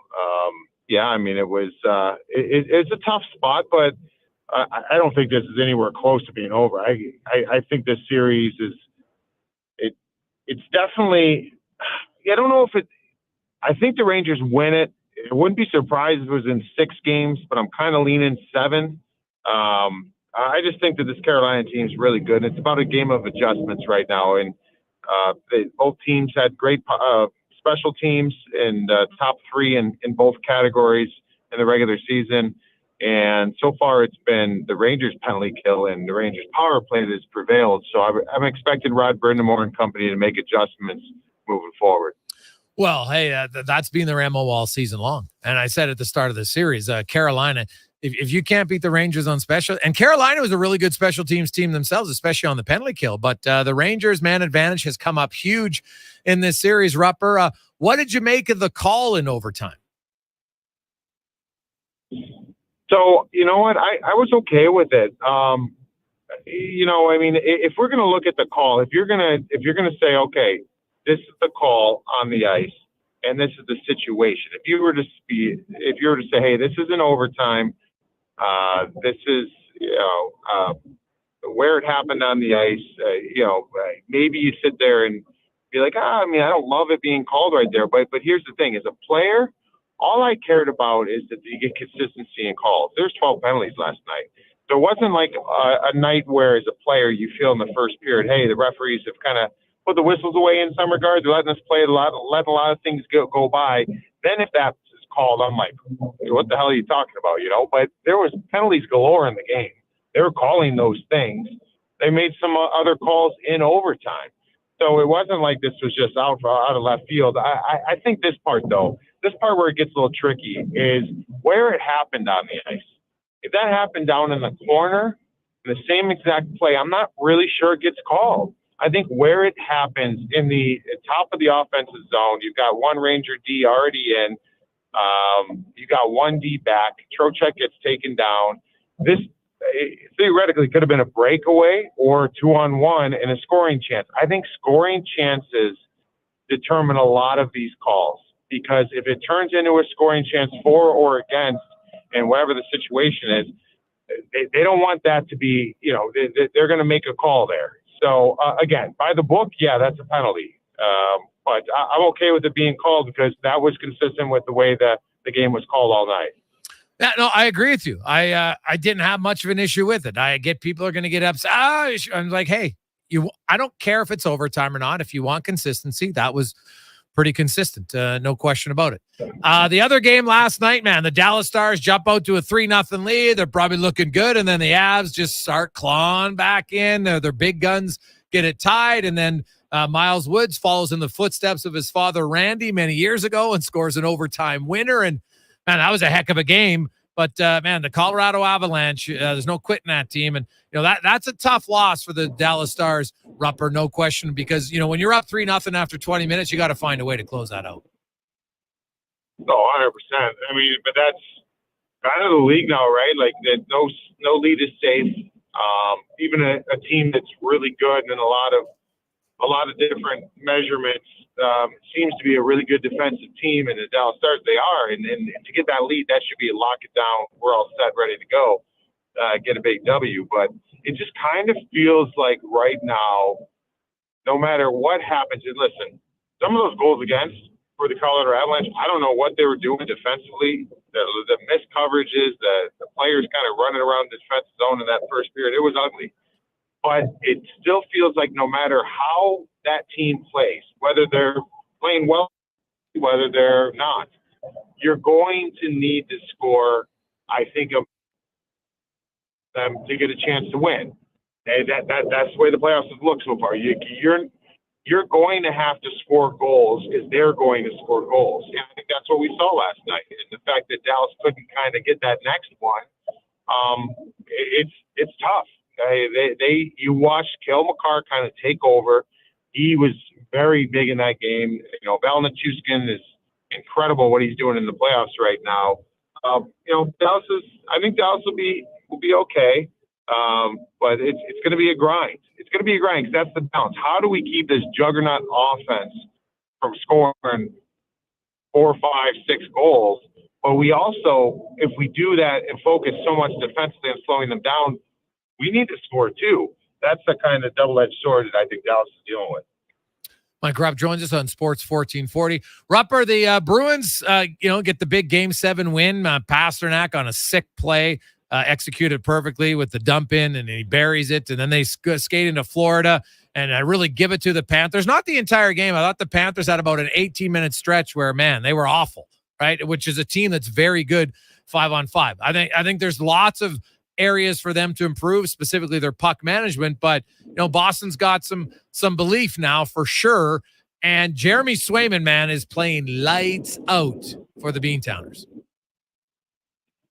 Yeah, I mean, Jeremy Swayman, for me, there's some great storylines in the playoffs. He's the best player in the playoffs, regardless of his position. Like, he 950 save percentage or whatever it's at. What he's doing right now, he's not giving up more than 2 a game. They got depth scoring in that game, too, from a defenseman. Love the timeout by Jim Montgomery to kind of get a little pause and get everybody kind of focused again at what they needed to do to carry that game out. It's the Bruins. The Bruins, I felt like had a good chance to win Game 1. They're just kind of rolling. They're doing their thing. They kind of played the sludge fest of a series against the Leafs, where there actually wasn't a ton of looks. There wasn't a ton of offense. Like, the Leafs actually did a really good job of slowing things down in the neutral zone. Boston had to kind of figure it out and find a way. And I think that sets them up really nice for the opponent they're playing in round 2, a team that's going to make you do all those same things. They were patient in their game. Bruins look good, but I don't think the Florida Panthers were probably at their best. I think they've got another level, and I expect them to push back. I expect them to be in Jeremy Swayman's kitchen all night long tonight. And I guess that would probably mean that Matthew Tkachuk's going to be in there chewing on his mouth guard. You're going to have Nick Cousins getting in there. I mean, this is a group that they're going to create some ruckus around the Boston net. So we'll see what that can turn into. But hey, I love the way the series started because I thought the Florida Panthers were a big favorite, and nothing like getting kind of punched in the mouth in game one. Having the road team come in and get a big win. Rupper, now we get to the final series that Oiler fans, Canucks fans have been twiddling their thumbs waiting. Oilers, of course, 6 days between games. Vancouver, 4 days between games. They'll finally get at it tonight. What do you make of this series? Hey, pardon my ignorance. Why did we wait so long for the series to start? Is there something that I'm missing out here? Yeah, well, they couldn't play Monday in Vancouver because they had the Pearl Jam concert. And then they didn't want to play last night because Dallas couldn't play tonight, right? Because they have a concert in Dallas. And so the NHL likes, obviously games on alternating nights. So they didn't want both games to go last night in Dallas and Vancouver. All right, good to know. But yeah, I mean, we've been waiting a while. I mean, like, this is a series I'm excited to see. It just feels weird that you've got 2 games in for some teams, but nonetheless, it's going to pick up here real quick. In Vancouver, I mean, this is the stories have been special. The stories have been special teams really in almost every series. I mean, to a certain degree, right? And the PK was really good for the Vancouver Canucks in round one, and the power play was really good for the Oilers in round one. So, you kind of look at it from that standpoint. I mean, the Captain Obvious statement is Vancouver's got to limit their penalties they take.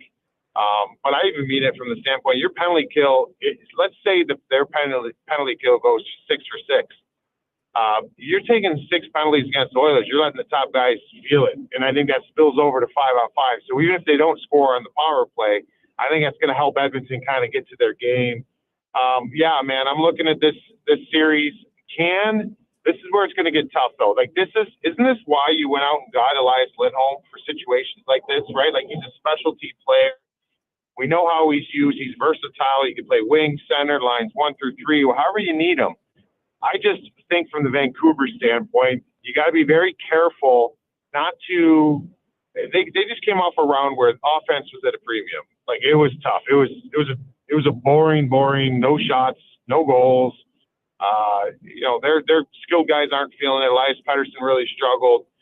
So you want to put so much on your offensive players' plate where they've got to worry about 97 and 29 so much. I need them to find their offensive game if I'm Rick Tocchet. So does that mean you have the Bluger line or a third line, or maybe it's moving Elias Lindholm somewhere else in that lineup and just trying to keep a thumb on Connor McDavid and slow things down? I mean, he's got the weapons to do it. That's why they went out and got a specialty player. I'm really interested to see how he deploys his players and tries to match up and get certain matchups against Edmonton. Like, I was looking at that Nashville-Vancouver series, and Nashville had the Ryan O'Reilly line, Rupper, but after that, they don't have a lot. And Edmonton is going to possess such a different challenge for Vancouver. I do think Vancouver will present a different challenge to Edmonton because they don't sit back in a 1-3-1, but Vancouver has become much more of a, they want to win low scoring games, right? Like they haven't been an offensive juggernaut team for quite a while here. Like, I think they've only scored 4 goals in 8 of their last, if we include the playoffs, 8 of their last 39 games. Right. So I don't know if you can win in the playoffs that way. Right. In today's, and I think you can win the odd time, but if you don't have the capabilities to score 4 goals, sometimes it's hard to win. Yeah, it is, especially against a team. I mean, everything I just said there about the Colorado Avalanche, like you're playing against Colorado, you better score 4 goals. Like the Edmonton Oilers, we know that the Edmonton Oilers won a 1-0 game, right? We know they're capable of doing that, but they're also capable of throwing a lot of points on the board. So you've got to be able to score. They cannot. Vancouver is not that good defensively that they could sit there and be like, well, our approach against the Nashville Predators is going to work here against Edmonton, because it won't. So they're going to have to figure out a way, hey, how do we slow these guys down? But we still need to get enough goals. Like, I don't know, is that number 4, like I said, for Colorado? It might be. Like, Edmonton's going to make you put the puck in the net. if you're going to beat them. And the one thing I will say is I think that the D for Vancouver, they're pretty good at when they're at their best. They don't let players get to the net. Second chance rebounds. They protect whatever goalie's in, and you got Shelov's going to be in there, and they've got those big bodies. Can Edmonton get into those spaces? Can they make them defend? I don't overly think that they have an incredibly mobile defense core outside of a couple guys. Make them defend. Make them take some penalties. I think this is going to be a tough matchup for Vancouver. I think no matter what the record was in the regular season, this Edmonton team is a different team than they were early on in the season when they had their struggles. And I don't know. I feel like it's going to be too much for Vancouver.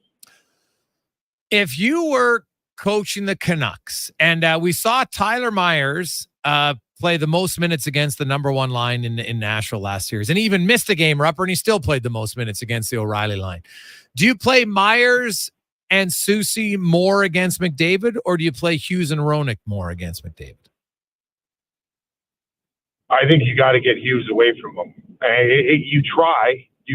Can a Myers and Soucy unit do something? Can they slow them down? Can they make it hard for them?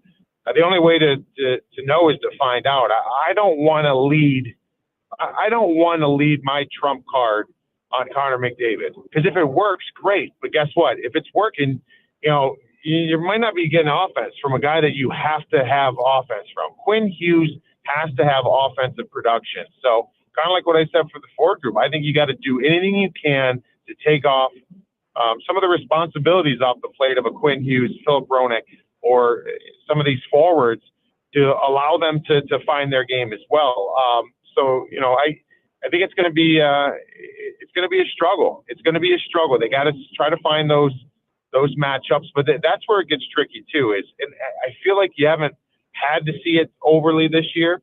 I think over the tenure of Connor McDavid and Leon Draisaitl being there, I've seen coaches in the past maybe lean on that even more, just kind of moving pieces around where you'll see both guys on the same shift, and they'll get another line out there. Then you're coming back with a Draisaitl. Then you're coming get everybody guessing.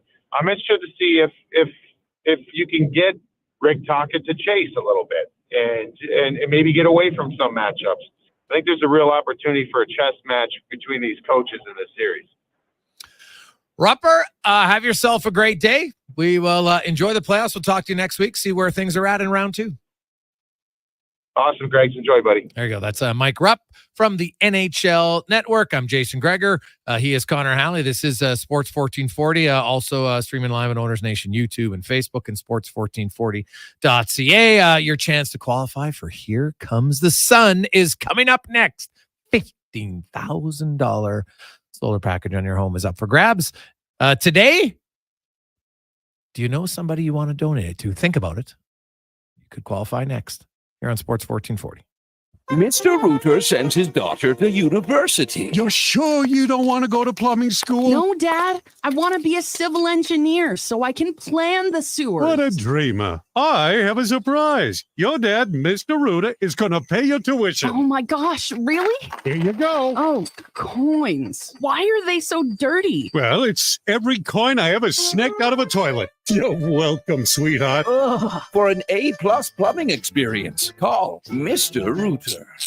For 50 years, GS Construction has been laying the groundwork for your community. But they couldn't have done it without building their employees from the ground up. Many of GS Construction's employees started without any industry experience at all. But because of such programs such as GS's Next Person Up, they've gone on to become valued members of the team.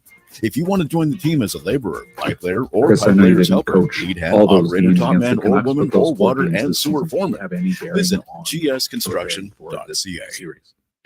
I'm Colin Livingston, president of Cantork. Since 2016, we've been at the forefront of hydraulic torque wrenches in Canada. I'm delighted to share our latest venture, in-house production for quicker turnaround, superior quality, and heightened versatility. Experience excellence at cantorque.com. Sports 1440 has added another player to our lineup tonight from 6 to 9. Check out Turn Sports with your host, Navin Romeric. Edmonton's exclusive home of sports talk is now rolling 24 hours a day, 7 days a week. You've got a go-to coffee spot, a trusted barber, even a lucky game day jersey. But when it's about looking your absolute best, there's only one name you need. Mr. Dirk, found the run since 1939. We're experts in crafting impeccable tailor-made suits and offering a wide variety of everyday styles. Pair that with personalized one-on-one fittings and the convenience of on-site tailoring. Mr. Dirk elevates your style game. Visit our Edmonton store or explore MrDirk.com. Score big on style with Mr. Dirk. Your love for strawberries is very passionate, you say. Just wait till you get your next taste of Booster Juice. The new Strawberry Blush smoothie made with strawberries, bananas, vanilla oat, and vanilla frozen yogurt will make you fall in love.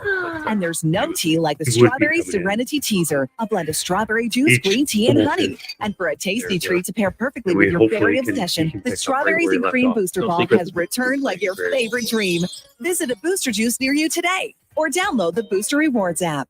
Hey, Leduc, it's me, Grant Fedork from Leading Edge Physiotherapy. No secret that what the start of the year for him is that I was very started tough coming off practicing his physio injury here in Leduc more than when you 22 came years from ago. it. In those years since, I haven't Chris, forgotten building on the that, kind what do you and want to welcoming see people from that him trust me. tonight that It feels would great to be be back, but I know we have cement to his live up to spot our promise, moving and that's to Everything live up to our name. But This means bringing what a I've seen- leading-edge focus on our what I've seen environment, from technology, Phil communities, and the people who will carry Chris, it. apologies if Graham you Raymond asked this and before, but Amanda with McKaiser, this two being your first locals who playoffs, want to make a difference what has in it been your like for life. We're you now kind of open in making Leduc. those Learn more adjustments? about Like, us how at did it work, leadingedgephysiotherapy.com. let's say, in the AHL or junior, The where like, playoffs are wild. is it We all you have know more that. time? This Is it year, the same Play amount of Alberta time? is making it More even film, wilder. the Make a resources, deposit with in promo code terms of what you do Gregor50 to right snag now. a $50 free Definitely sports needed bet to with your keep time next away. deposit.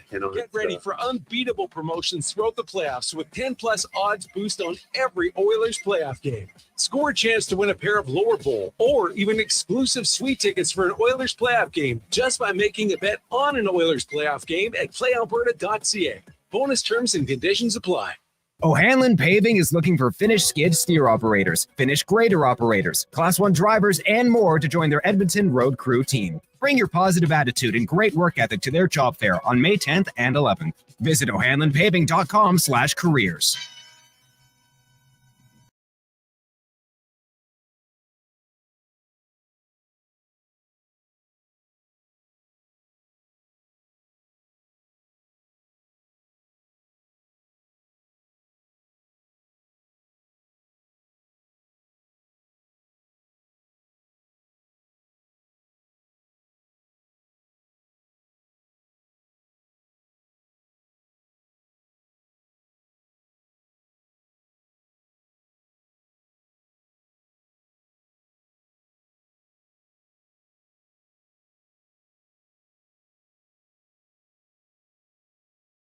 Back. It is game day. Finally, you've been waiting patiently. Oilers and the Canucks. Many of you engaged in online discussions with Canucks fans.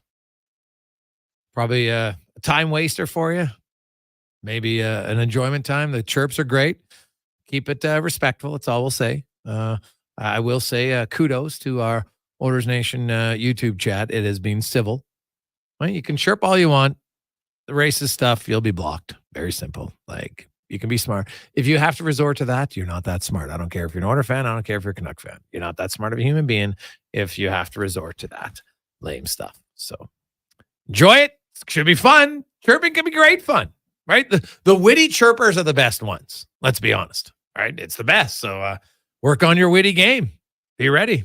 Come up with it. Like, hey, don't be a Costanza. Don't drive across, don't drive all the way to Vancouver to say, hey, jerk store called. They're all out of you. Probably could come up with something better. Let's see. They're not much better, though, than our prize pack that we have been qualifying people for the last few weeks. And we're into the final 3 days for people to qualify for Here Comes the Sun. And next Friday, we will announce the winner.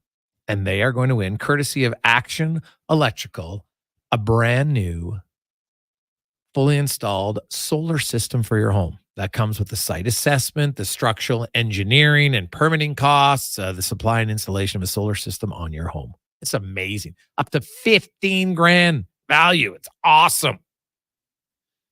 Now, there's a few stipulations. You need to be a homeowner. We're not putting this on a rental place. That's no good for you. No guarantee you'll stay there. Also, need to reside in the Edmonton area or 50 kilometers outside. All right. Also, if you have tin roof, great. If you have the asphalt shingles on your home, your shingles 12 years or newer, only because by the time you get the insulation and everything, if it down the road, you know what, all of a sudden you need new shingles, it's going to cost you way more. And obviously the goal of this is to save you money, not increase money. All right. Although they're going to save you a lot of money, not only on the insulation, but long-term savings, because your bills are going to go down significantly. So this could be really a life-altering prize pack for someone. Whether it's today qualifying, you're going to be a little bit of the selfless person who is going to gift this to someone. So think about who you would gift. Somebody you know, maybe they're in a tight financial situation. Maybe they're just young, getting started out. And everybody knows bills around. Maybe it's someone with 4 or 5 kids and just need a little bit of a break on savings. So text in right now to 833-401-1440. You include your name and who you are gifting it to. 833-401-1440. And we will pick a random winner today. And you'll be qualified for Here Comes the Sun, brought to you by Action Electrical. Now, let's, we'll get to that. 833-401-1440. The Oilers are in Vancouver. We're going to hear from Chris Knobloch coming up momentarily. Of course, the Oilers, the lineups tonight. The one lineup change, Henrique is out. Connor Brown is in. Henrique on that McDavid Hyman line.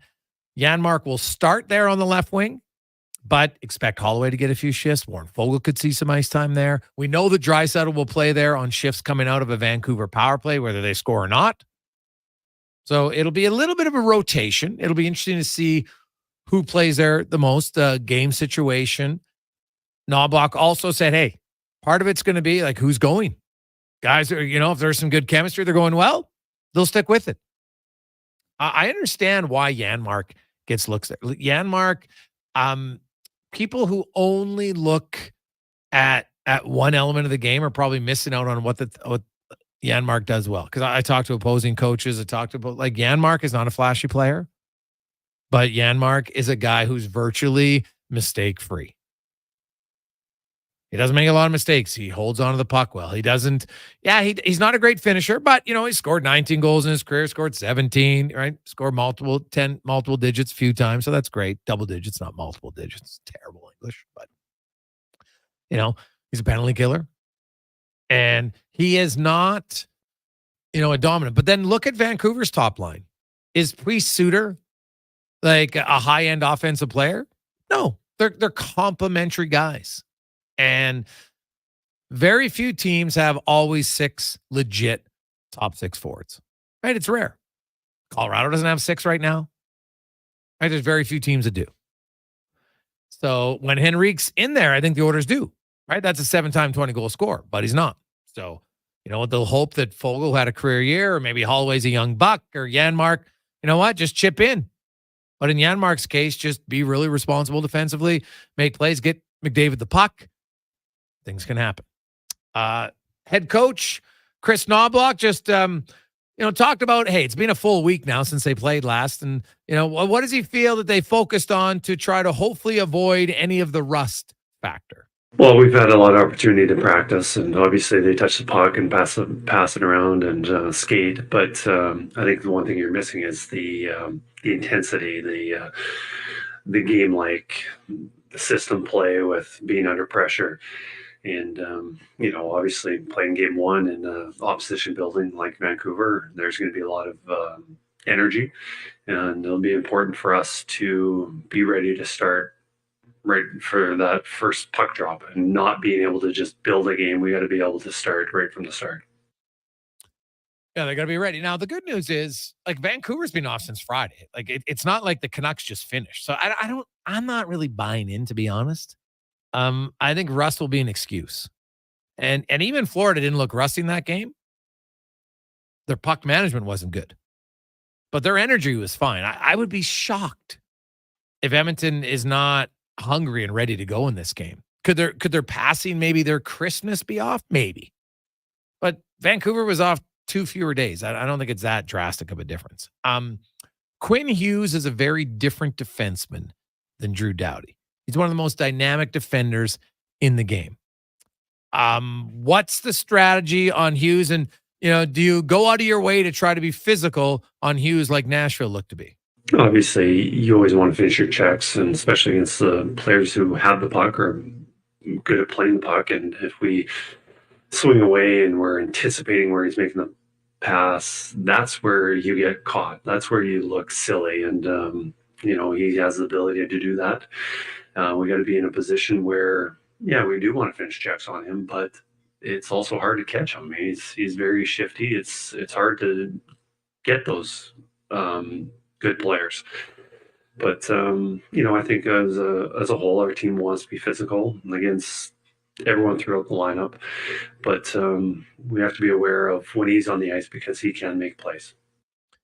Oh, yeah, he definitely can.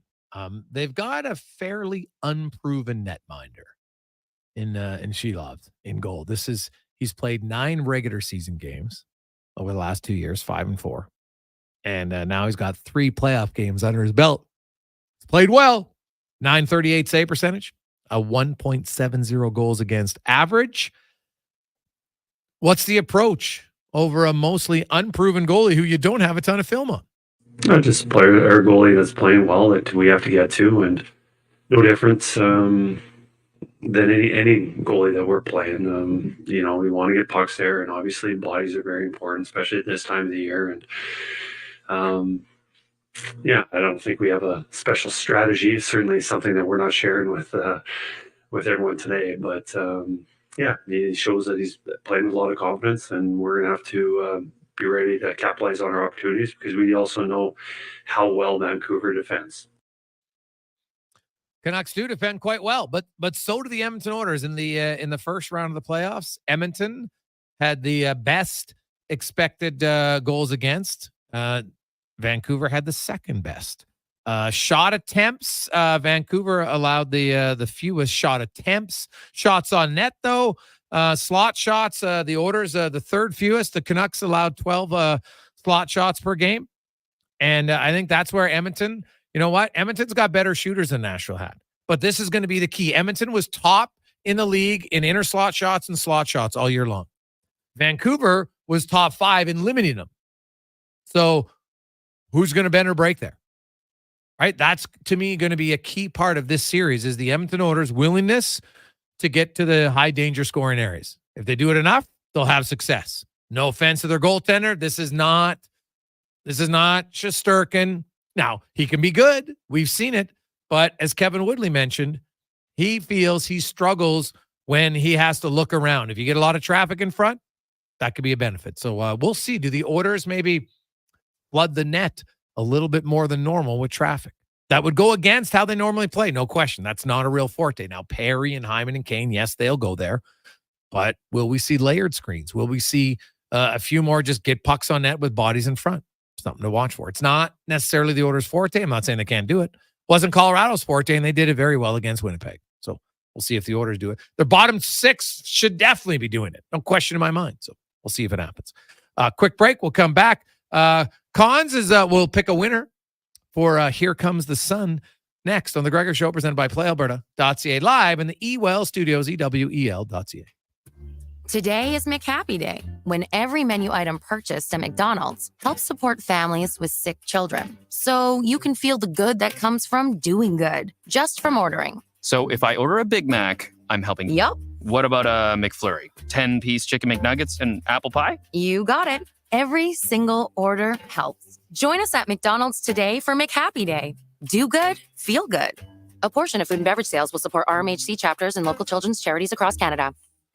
AccuSteel Heavy Haul Trailers have been providing highway and off-road custom trailers for over 25 years, bringing you innovative solutions for unconventional problems. They're your industry leader in engineered heavy haul trailer frame repairs, retrofits, rebuilds, and custom trailer fabrication. When you need to haul the largest machinery on the planet, they can do it with a premium engineered heavy haul trailer made right here in Alberta. They're 100% family owned, treating you like part of the family. Trust the experts at AccuSteel Heavy Haul Trailers. Learn more at accusteel.ca. This spring, experience innovation on the road at Volvo Cars Edmonton. Right now, lease from 0.99% or save up to $4,000 on select models for qualifying loyal Volvo Cars Edmonton customers. Plus, save $5,000 on all new and demo 2024 XT60 Recharge plug-in hybrid models. Discover why we're Canada's only 13-time Volvo Excellence Award winner. Chat online at volvocarsedmonton.com or visit 1205 101st Street Southwest.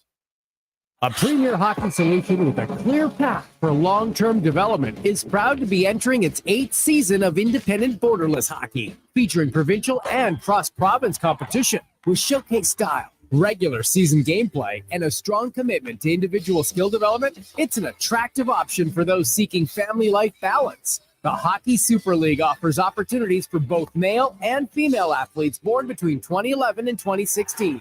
Visit hockeysuperleague.com for more information. Attention Edmonton. Gear up for the Big Orange event at Edmonton Kubota, happening May 10th and 11th. Don't miss this incredible opportunity to snag great deals, plus save even more, up to $400 on mowers, $500 on utility vehicles, and a whopping $1,000 on compact tractors. That's not all. Enjoy 10% off on parts and service for a whole year. Meet the Kubota experts on site to answer all your questions. Ready for the big day? Visit our Facebook and Instagram pages for more info. See you at the Big Orange event. Try the new extra-large New York-style crispy pepperoni pizza only from Papa John's. Get you some of that crispy, curly, cuppy pepperoni on top of an extra-large New York-style crust pizza with creamy tomato sauce and a 3-cheese blend. This ain't around forever, so walk fast like you're in NYC and order one now.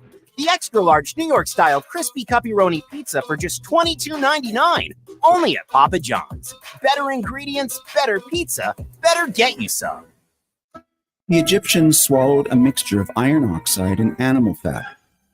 The ancient Greeks made a paste out of pigeon droppings and horseradish. The Romans rubbed ashes and compost on their heads.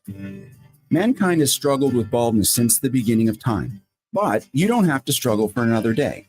Hi, I'm Dr. Vance Elliott, and I've helped thousands of men and women get their hair back.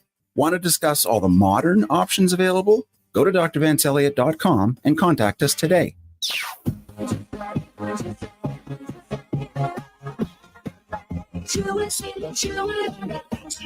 The birds are singing, bunnies hopping, and you know spring has really arrived when the CRVs come out to play at Sherwood Honda. Well, those beauties are frolicking all over the lot, and it's got Sherwood Honda a little giddy. So hit them up while they're in a CRV selling mood, because who knows what kind of deal you might get. Life is good, and Sherwood Honda sure would love to share this feeling.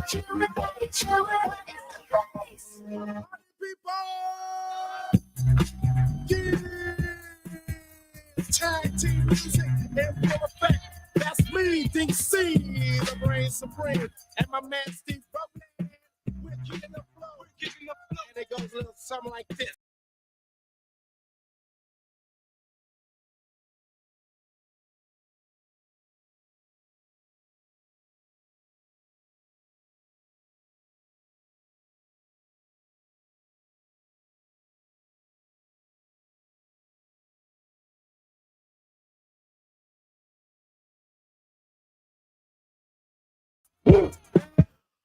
Rolling through a lovely Wednesday. Woo, the anticipation is building, getting closer. 3.5 hours away from puck drop game 1, Oilers and the Vancouver Canucks. First time since 1992. What do you like? We'll get to that. We'll get some predictions in the final hour of the show. But first, we have our qualifier today for Here Comes the Sun, brought to you by Action Electrical, where you're going to get a turnkey solar system for your home, or in this case, you're going to gift it to someone who needs it. Up to $15,000 structural engineering, permitting costs, the supply and installation, the solar system, site assessment. You need to be a homeowner You need to reside within 50 kilometers of Edmonton. And if you got the asphalt shingles, 12 years or newer, just saves you money in the long run. As Gary is our lucky contestant today. Gary, how you doing? Great. How are you? Hey, I'm excellent, man. You are in. And today you've chosen, who is it that you would be gifting this to? My son. He just bought his first house, and he's starting out. So, it'll be a good thing for him. That would be a very good thing for him. Yeah, I like it. It's nice. Help him lower some bills, which as everybody right now, I think that there's nobody out there who's like, oh, geez, I love my bills. I've gone up so much. This is awesome. So it's definitely not, it's definitely a tough time for especially young homeowners, man, just starting out. Whew. I remember I could buy a condo. It was $89,000. I think you can get a bathroom for that nowadays. So it's definitely a different time. Garrett, what's your thoughts on this upcoming series? I'm hoping for the Oilers. I think Vancouver's a choke team, so I think they're going to choke. All right, the choke team. I like it, Garrett. Hey, stay on the line. Connor will get information. Got one step left. It's very simple via email to get you fully qualified. And best of luck. We'll announce the winner next Friday here on Sports 1440 on the Jason Gregor Show.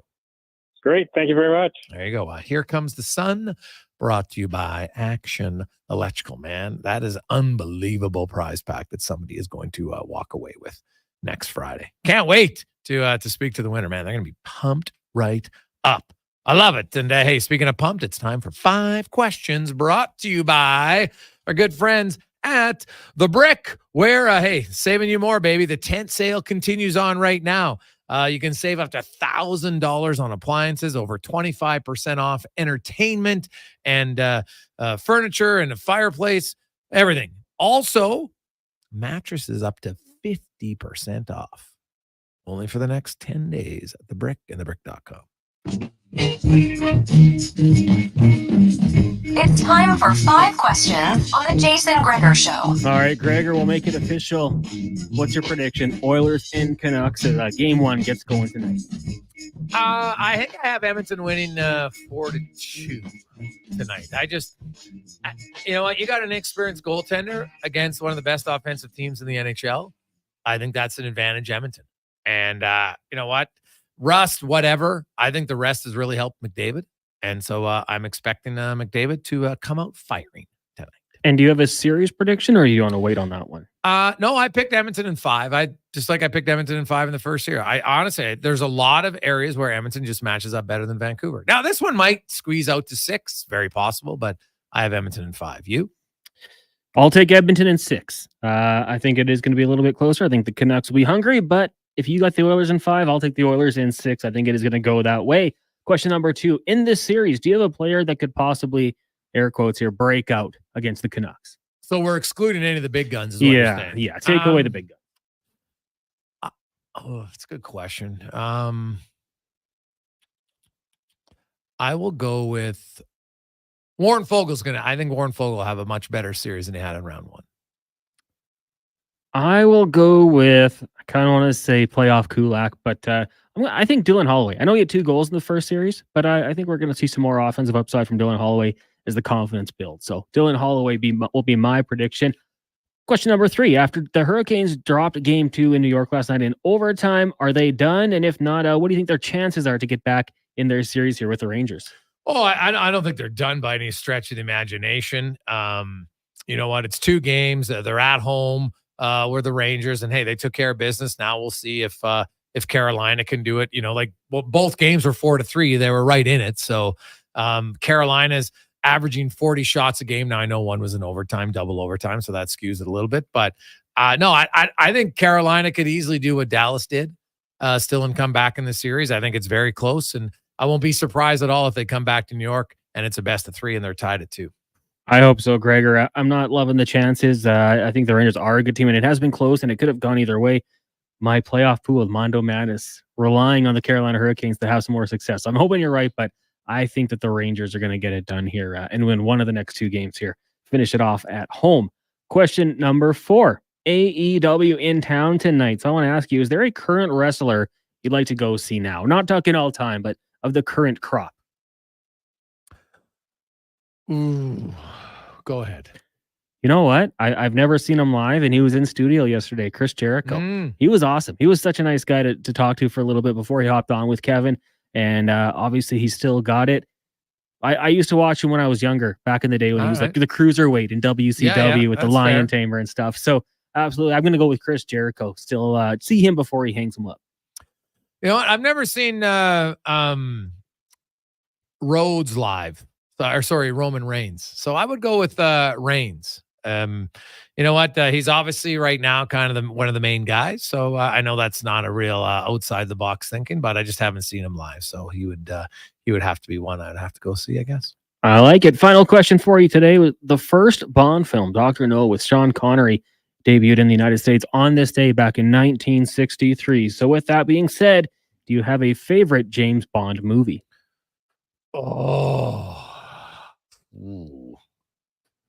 You know what? Like, it's funny because I kind of depends on your age, right? Like Roger Moore might have been my favorite Bond because that was the first Bond I saw, right? So, but if I had to go, I'm trying to think of the name of it, because I'll be honest, I'm not like Mr. James Bond, like that's watched every one of them, but probably View to a Kill is probably my favorite. I think it might have been the first one I watched. So I would probably go with View to a Kill if I had to pick. I do know that I have never seen it, but Thunderball people rave about as one of the best Bond movies. I've never seen it, but a little bit before my time. So that would be one. Or Goldfinger. I've never seen Goldfinger either. I probably should. I will say, and like, I might get ripped on this one. Maybe people hate it, but GoldenEye. And the video game played a huge part in it.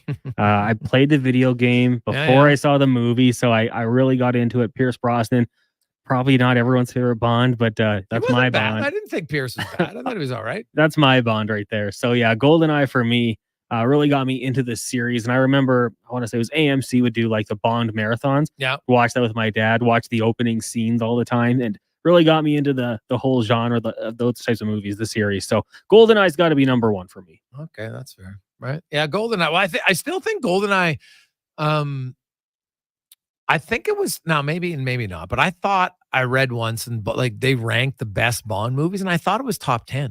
Oh, okay, good. Yeah, like like 9th or 8th or something around there. Maybe my memory's fading me on that one, but I'm pretty sure at least on one ranking, I'd have to Google it to find out which one it was. Like, one of those magazines like Esquire or that do those. I thought it was top 10, Con. So check it out. Someone I can agree with for sure. Yeah. The other one that I quite liked at its time was Octopussy. I was also a very because that's one of the first ones I saw. So yeah, you always have those memories. I mean, 100%. From playing the video game, obviously I was intrigued to when Jaws got into it, or Odd Job, who should be banned from most GoldenEye competitions. Everyone knows that. But it was cool to get introduced to like the characters from the video game. And if you were born in like the late 80s, early 90s, who didn't have a Friday night where you ordered pizza and just played GoldenEye for, a ridiculous amount of hours? It was the best. See, there you have it. That's why you got to like it. I don't mind it. Coming up in the final hour of the program today, Spec and Onrait will join us. Also, we'll get to the lineup report. We'll hear more from the Oilers. Also, maybe get some thoughts from Rick Tocchet today as we're inching closer. We're finally going to have something to talk about. All the preamble. I know Canuck fans and Oilers fans are going back and forth. And you know what? I've seen a lot of them ranking that Vancouver has better goaltending. I'm like, on what planet? Without Demko, how can any rational, sane person suggest that? Stuart Skinner, since Nombach come in, has been like top 5 in goals saved above expected, save percentage, save goals against average, wins. Like, what else do you want? You can't say that their other goalies are better than Skinner. That's just like the most ludicrous comment. Now, you could make an argument like the defense, who has a better defense? If you want to say Quinn Hughes is the best defenseman, I'm not going to argue. Best defenseman in the series. However, playoffs are different than regular season. And Hughes is very dynamic. He's also smaller. And physical play comes into play. No question. I'm very curious to see, Mike Rupp said he thinks Vancouver will try to get Hughes and Roenick away from McDavid. So what does that mean? Well, that means maybe Soucy and Myers. 2 bigger bodies. Myers, pretty mobile guy. Then you got Zadorov or Cole. So I still think Hughes and Roenick, I think when it's all said and done, I don't think there's going to be a massive disparity in minutes. Like LA basically had their top two pairs pretty much split evenly amongst McDavid. Minutes, right? Doughty played 38, Gavrikov played 38. And they're on different pairs. You know, they get caught out sometimes in a line change together, fine. Draisaitl, and then, by the way, Kopitar and Danault each played 30 minutes against McDavid. It was pretty even. But they're gone are the days of like those intense, hard matchups where a guy's playing like 80% of his ice time against another guy. It just doesn't happen anymore. Teams don't want to disrupt their flow, their mojo, shall we say. So McDavid's going to get out against all three pairings at some time. Now, on home ice, maybe they'll get better matchups. I wonder if it has a little bit to do with maybe which forward lines. You know, I think they want McDavid out against Pettersson's line as much as they could. And I think Vancouver's going to try to get Lindholm or Miller out against McDavid for sure. I think you'll see the top two lines against the top two lines as much as they can in Vancouver. But in Edmonton, that Pettersson line is a light line. It's not a very big line. And I think that you give McDavid a few shifts against them, they could have their way with them. Gregor, Cam Tate emailed me, Oilers in 4. He wanted to get that prediction out there. Jeez. Tater in 4. Oh, ballsy. Let's get to the con man and a sports 1440 update brought to you by your Alberta GMC dealers. Get up to $5,300 cash purchase credit on a 2024 Sierra 1500 Denali Ultimate. And eligible Costco members, you can get an additional $1,200 bonus on select trucks right now at your Alberta GMC dealers. This is a Sports 1440 update. Game day, the Edmonton Oilers out in Vancouver to take on the Canucks. Puck drop just about 3 hours away from Rogers Arena. For the Edmonton Oilers, Adam Henrique will miss game 1 with a lower body injury. Head coach Chris Knobloch saying he's considered day-to-day and is hopeful he'll be ready for game 2 on Friday. Connor Brown will draw into the lineup in Henrique's spot. Elsewhere, you got the Bruins and the Panthers meeting in about 35 minutes. Panthers trail that series 1-0 in the association. 1 game tonight in the playoffs. Knicks and Pacers meeting at 6 o'clock. The Knicks lead that series 1-0. Major League Baseball earlier today, the Jays with the dub over the Phillies 5-3. You also had the Angels knocking off the Pirates 5-4. Guardians over the Tigers 5-4, and the Royals beat the Brewers 6-4. Padres blanked the Cubbies 3-0. Marlins fell to the Dodgers 3-1, and the Athletics over the Rangers 9-4. A couple games underway right now. White Sox, Rays, Nationals, Orioles, and Diamondbacks, Reds all scoreless early on. In Oakland, the Athletics lead the Rangers 2-1 in the bottom of the second in the second half of their doubleheader. Still to come tonight, the Astros in the Bronx. Braves host the Red Sox. Mariners travel to Minnesota, and the Rockies meet the Giants. And UEFA Champions League earlier today, Alphonso Davies had a goal for Bayern Munich in the 68th minute, but Real Madrid scored twice in the 88th minute and the 91st minute to pick up the win. Coming up in hour 4 of the Jason Gregor Show, we will be joined by Mark Spector of Rogers Sportsnet and TSN's Jay Onrait. I'm Connor Halley. This has been a Sports 1440 update. Sports 1440 in West Edmonton Mall and Wetaskiwin. CKJR is a Stingray radio station. Download the free radio player app and listen wherever you go. The job isn't done until the last load is hauled, and having a semi-trailer out of commission is not an option. Whether replacing or adding to your convoy, Edmonton Trailer has a huge inventory of new and used semi-trailers, trusted by the gravel, logging, oil field, fluids, and freight industries. Find a trailer right for you online or at one of their 3 locations. For sales, service, parts, rental, and finance, when you're in it for the long haul, Edmonton Trailer. The postseason is always exciting for hockey fans, but for GS, it's all about construction season. For 50 years, GS Construction has been laying the groundwork for your community, but they can't do it without the best team possible. GS Construction is scouting for experienced and motivated laborers, pipe layers or pipe layers helpers, lead hands, operators, top men or women, and a water and sewer foreman. Apply today and start working for the 2024 construction season.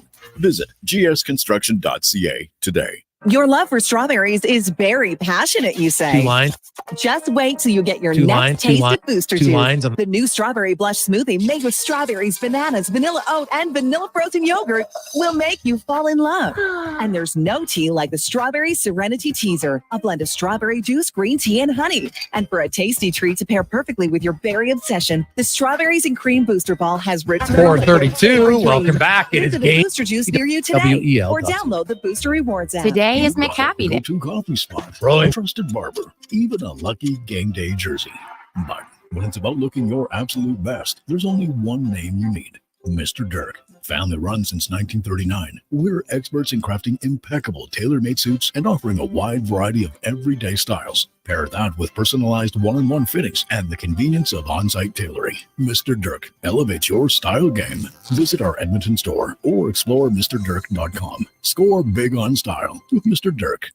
Experience more at the Edmonton Expo Centre. Come for Canada's largest trade show, the biggest names in entertainment, exhilarating sporting events, and more. Stay for the experience. But it doesn't end there. Maximize your brand exposure with Edmonton Expo Centre's new cutting-edge feature screens, spanning Western Canada's largest venue space. Captivate an annual audience of over 1 million visitors during iconic events like Pro Rodeo, Disney on Ice, Glow, K-Days, and so much more. To learn more, call 780-660-0514 or visit EdmontonExpoCenter.com today. Hi, Brad McCory here.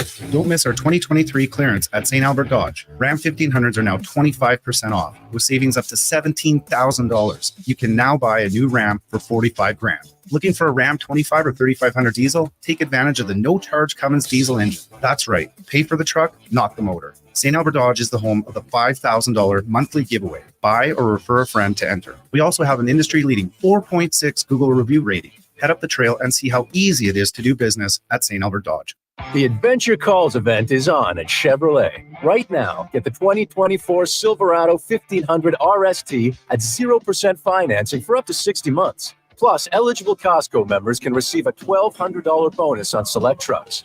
With an available 6.2-liter V8 engine and available adaptive cruise control, you can get off the open road and just enjoy the calm, quiet, scenic, great outdoors. Back to the truck! Visit your local Chevrolet dealer for details. This Friday, May 10th through Sunday, May 12th, come on down to your local Mr. Lubin Tires, and $2 from every oil change will go towards the fight to end multiple sclerosis. So you'll take care of your car's needs and help those in Canada living with MS. Visit Mr. Lubin Tires for your no-appointment car care needs, servicing all makes and models. Friday, May 10th through Sunday, May 12th, $2 from every oil change at your local Mr. Lubin Tires will go towards the fight to end MS. Take good care. For over 65 years, Denham Ford has been the trusted heart of Central Alberta. We're not just a dealership, we're a tradition of honesty and excellence with honest pricing and genuine service. We've proudly earned Canada's only 50-time President's Award for customer satisfaction. Join our extended family and experience the Denham Ford difference. Whether on the Wetaskiwin Auto Mile or online at denhamford.ca, your journey to trust and excellence starts with us. Denham Ford, driving tradition forward. Introducing Tim's new flatbread pizza, served hot out of the oven in 4 delicious flavors with Simply Cheese, starting from $6.99 plus tax. There's a new Tim's run in town. Try one today. Terms and conditions apply at participating restaurants in Canada.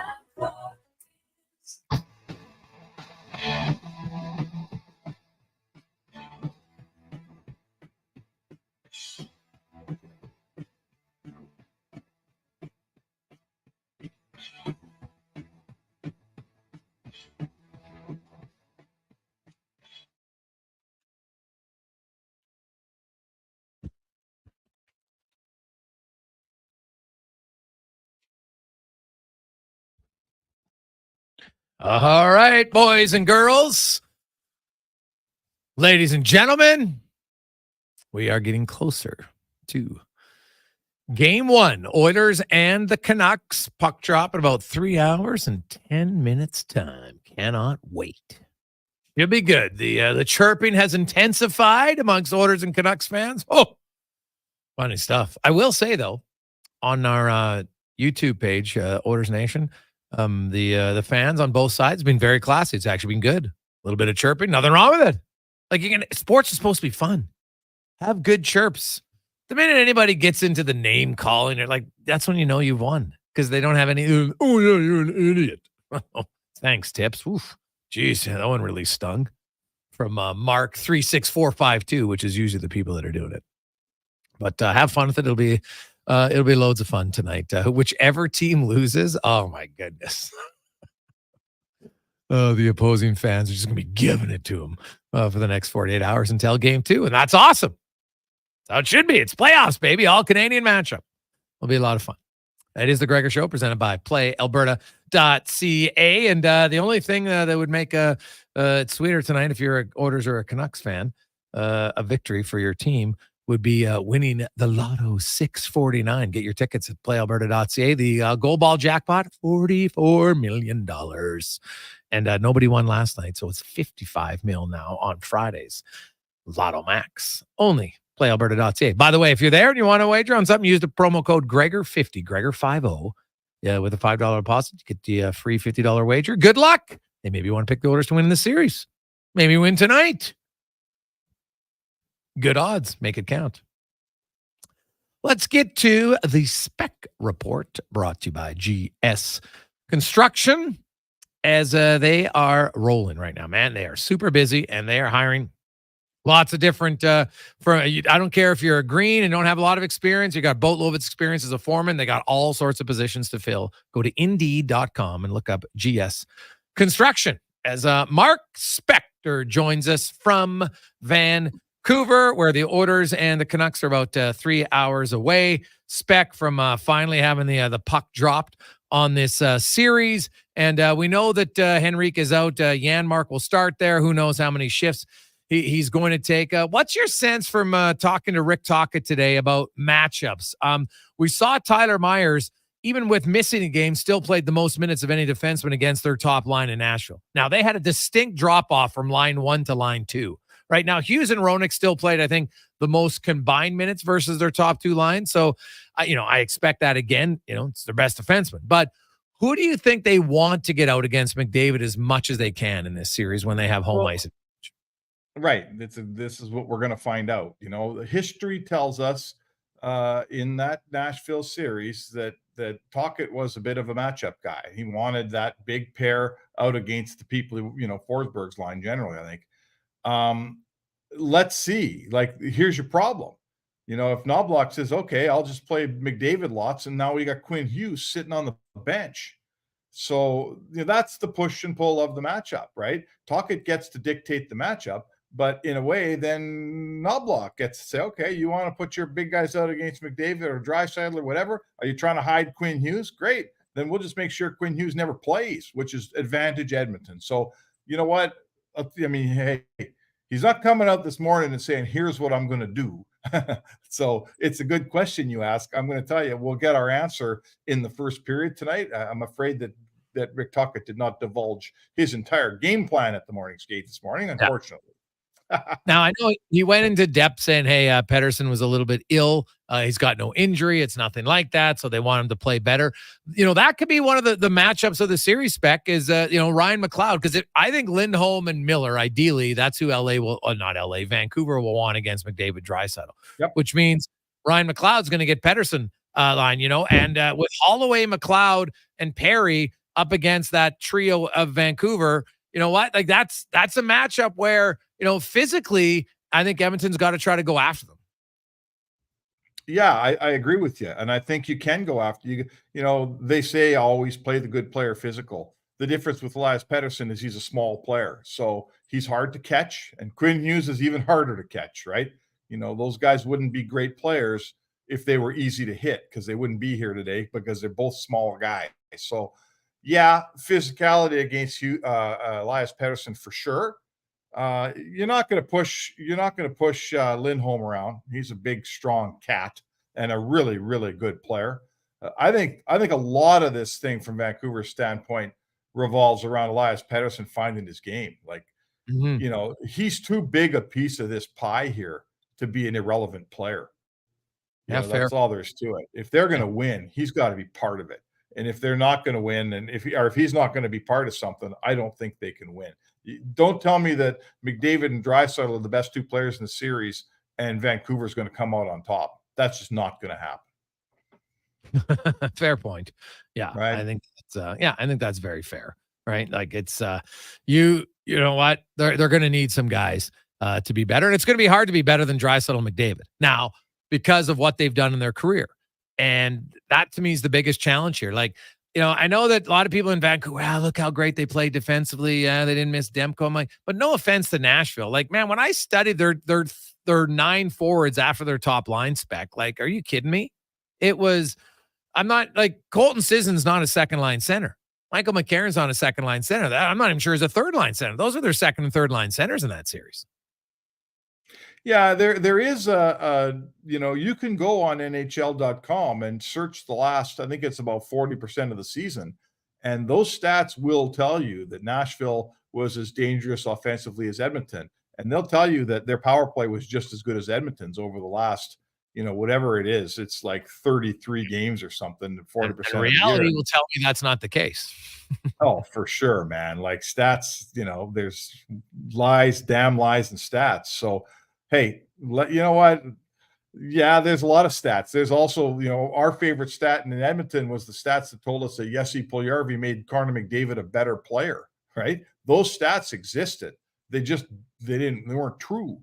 So that you can paint that picture all you want, pal. When that Oilers power play jumps over the boards, and give them a couple, they haven't played for a week here, but when they jump over the boards and start firing it around the Vancouver PK, they're not going to be sitting on the bench saying, hey, man, this is just like Nashville. Like, I'm here to tell you, it won't be that way. Yeah. Like tonight, I remember game 1 of the Edmonton-Vancouver series. Edmonton-Calgary series. And the Oilers power play was a little rusty in game 1, and the Flames were pressuring them all over the place. And then they figured it out. And I think Vancouver is going to be a lot more aggressive on the penalty kill than LA was. So it might, they've been off for a week. You mentioned that. So maybe the timing tonight, don't be shocked if the Oilers power play maybe doesn't look in rhythm. But I'll say this, if it looks good early on, then Vancouver's screwed. That's what I'm going to say, because their power play is such a big weapon. But Vancouver, I fully expect them not to sit back like LA did and allow Edmonton to get set up in some of their set plays so easily. I'd be stunned if they're going to do that, because I would still, I've had numerous scouts. I wrote an article about it. They were like, yeah, I can't believe it, man. That like they just sat back spec time and time again. The lack of adjustments from the Kings last series was kind of staggering to me. Well, I think that kind of personifies what they're doing. They sit back in the 1-3-1. They sit back in the PK. They're not an aggressive team. Like, no one likes the way the Kings play. And if you listen to some of the exit interviews, it sounds like some of the Kings players don't even like the way they play. So listen, LA is going to have to figure it out, because whatever they're doing, it ain't working. I agree. It's a bit of a high wire act. If you pressure the Oilers power play, pressuring means you come out of position, right? Pressuring means that you stretch that box wide open. So you can pressure them if you want to. And I'm not saying I've got the solution to the Oilers power play, because nobody else seems to. But pressure all you want. All it's going to do is open up your box, and those guys snap it around mighty good. I think I saw a Rangers goal the other day. They scored in about 8 seconds in their power play, and all 5 guys touched the puck.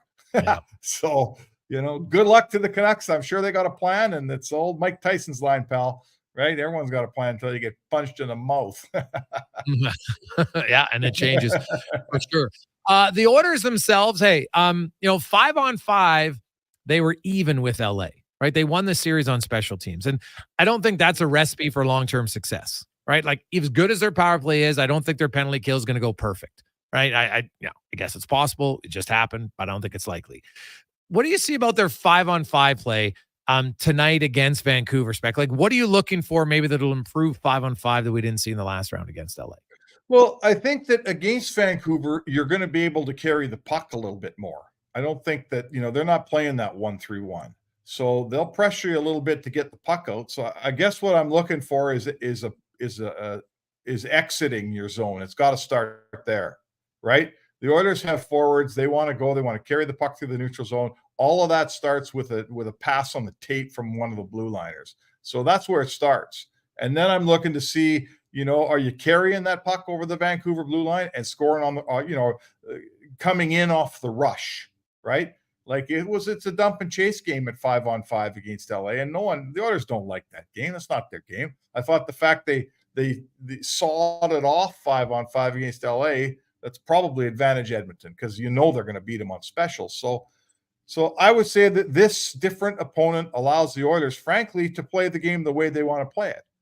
They don't want to dump that puck. Now, let's see if they can take advantage of that. Against Vancouver, I'm totally with you, pal. They should, I wouldn't love a series for the Oilers standpoint if they're going to tie things 5-on-5. I think they just won a series on the power play. You can't win them all on the power play. I think they can beat Vancouver in a 5-on-5 game, and that's, I'm looking for it tonight the same way you are. When you look at that first line spec and you talk to players, like, if we think there's 12 or 13 minutes, let's say, of 5-on-5 time for that McDavid-Hyman line, we know that Draisaitl will take a few shifts after the power plays, and so let's give them 2 minutes. So the other, is Janmark, is it going to be split, him and Holloway? Do you think Fogel comes in? What's your expectations on how often we see a different guy on McDavid and Hyman's line tonight? Well, it starts with special teams because it's going to be a shorthanded situation that's going to pry Janmark off of there. We're assuming that Janmark's starting there, right? Let's assume that. We don't know. Yeah. We don't know, but let's assume that. So the first time the Oilers are shorthanded, that Knoblauch comes back after penalties with McDavid, and it's probably not going to be with Janmark because he's a penalty killer, probably with Draisaitl. So that's going to start there, right?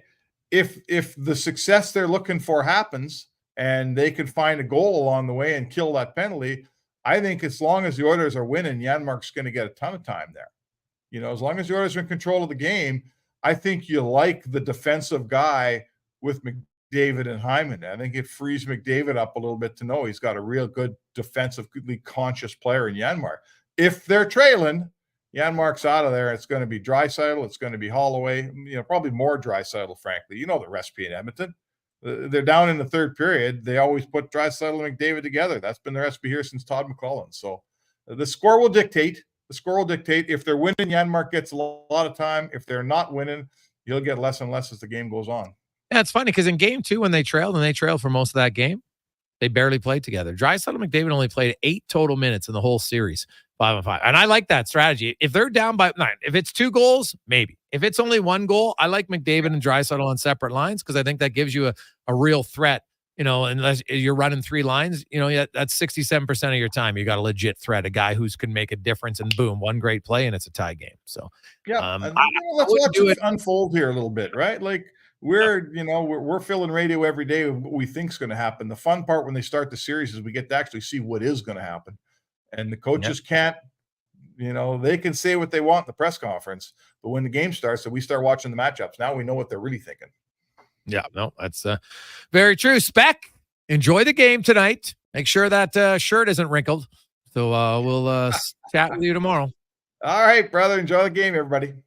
There you go. That's Mark Spector from Rogers Sportsnet, Oilers and Vancouver. Now, those 2 cities, they're right into it. Then you've got some other places that are on the outside looking in. We'll talk about one of those. Next, the draft lottery went down last night. By the way, congratulations to the San Jose Sharks. They won the draft lottery. There was no changes. Chicago's 2, Anaheim's 3, Columbus 4. Just went all the way down the list. There was really no changes for the draft lottery. And Macklin celebrating, it looks like he is going to be the number 1 overall pick. But the big question is, which of those other picks is going to turn out to be the very good player? Because it happens every year. It's hard to be the best player at number 1. Obviously, McDavid is, Ovechkin, Crosby, Matthews, sure. But there's lots of years, best players are number 1. You're still a very good player, but not the best player. So could this be that year? Maybe. We'll come back, talk more playoffs, draft lottery. We'll get to the lineup report and more on a busy Wednesday edition of the Jason Gregor Show, presented by our title sponsor, PlayAlberta.ca. The playoffs are wild. We all know that. And this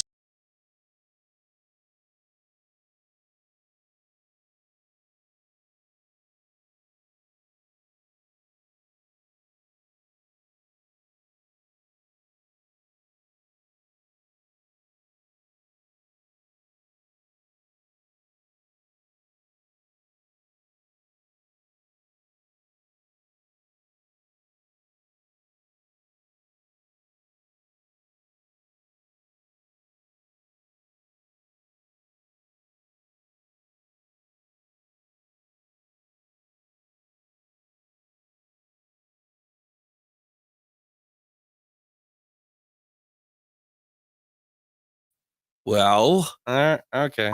Call Legacy. Call Legacy. No payments and no interest for 1 year from qualified installers. Legacy Heating and Cooling. What's cracking at Cattail? Maybe you've got the next tiger on your hands. Cattail Crossing offers young golfers Operation 36, a program to improve their growing skill set with other golfers their age. To register, email proshop@cattailcrossing.ca. The Adventure Calls event is on at GMC. Get the 2024 Sierra 1500 Elevation at 0% financing for up to 60 months. Plus, eligible Costco members can receive a $1,200 bonus on select trucks. With Sierra's available 5.3-liter V8 engine plus more cargo bed volume than any competitor, you'll have everything you need to take on any project this season, like building a brand new doghouse. That's a lot of wood. How big is this dog? Visit your local GMC dealer for details. The savings continue at the Bricks tent sale with up to 60% off clearance items. Save 60% off genuine leather sofas when you buy the matching love seat or chair, or get up to 50% off mattresses. Some exclusions apply. See in-store for details. The Brick, saving you more. A full-service provider of heavy haul transportation and rigging at the highest level. Next Gen Transportation. We're developing new and innovative ways to transport oversized and overweight equipment to remote and challenging locations. Our Next Gen team leads with a wealth of experience and expertise. But most importantly, we put safety first, so everyone gets home safely. We also take great pride in supporting our local community programs and teams. Good luck to everyone this season and in the year ahead. Visit nextgentransportation.com. Gather around the radio, kiddies, for the best time of day. It's Oodle Noodle time. Listen in this week as your noodle hero battles the barbarous Bobby Burger. Now sing along. You know the words. Oodle Noodle time. Oodle Noodle time. You know what time it is now. Get up and give me your best Oodle Noodle dance. Your best time of day is Oodle Noodle time. The savings continue at the Bricks tent sale with up to 60% off clearance items. Score patio sets for just $99 or save up to $1,000 off appliances. Some exclusions apply. See in-store for details. The Bricks, saving you more.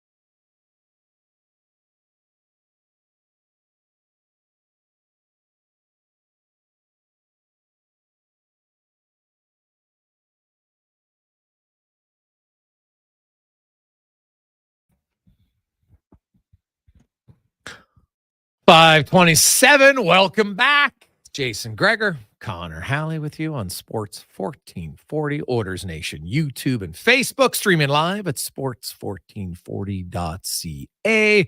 Hey, many of you watching now on Twitter, also on Sports 1440 Instagram. You've got the apps. This is unbelievable. You can listen or watch a show wherever you like. So thank you as always for joining us. I know everybody's fired up for the playoffs. Finally, they're back. The Oilers and the Canucks tonight. Who will become Canada's team? That's the question. And you know what? The guy who might have that answer, let's go there as we get to the NHL report brought to you by Legacy Heating and Cooling, home of the no payments, no interest for 1 full year on your AC unit. It's legacyheating.ca. A gentleman who, I'm guessing still maybe an Oilers fan, grew up an Oilers fan, but now resides in Toronto, where he watches the train wreck year after year. Jay Onrait joins us. Jay, how you doing? Great, buddy. How are you doing? Oh, fantastic. How is it? What's the man? There's lots of storylines. You know what? They're godlike players. There's Mitch Marner can't show up. What's going on in Toronto? What do you think's going to happen on Friday when the management team finally speaks? Oh boy. There's so many things that could happen. Our Darren Dreger is speculating that Sheldon Keefe will in fact be fired. Yeah. I assume that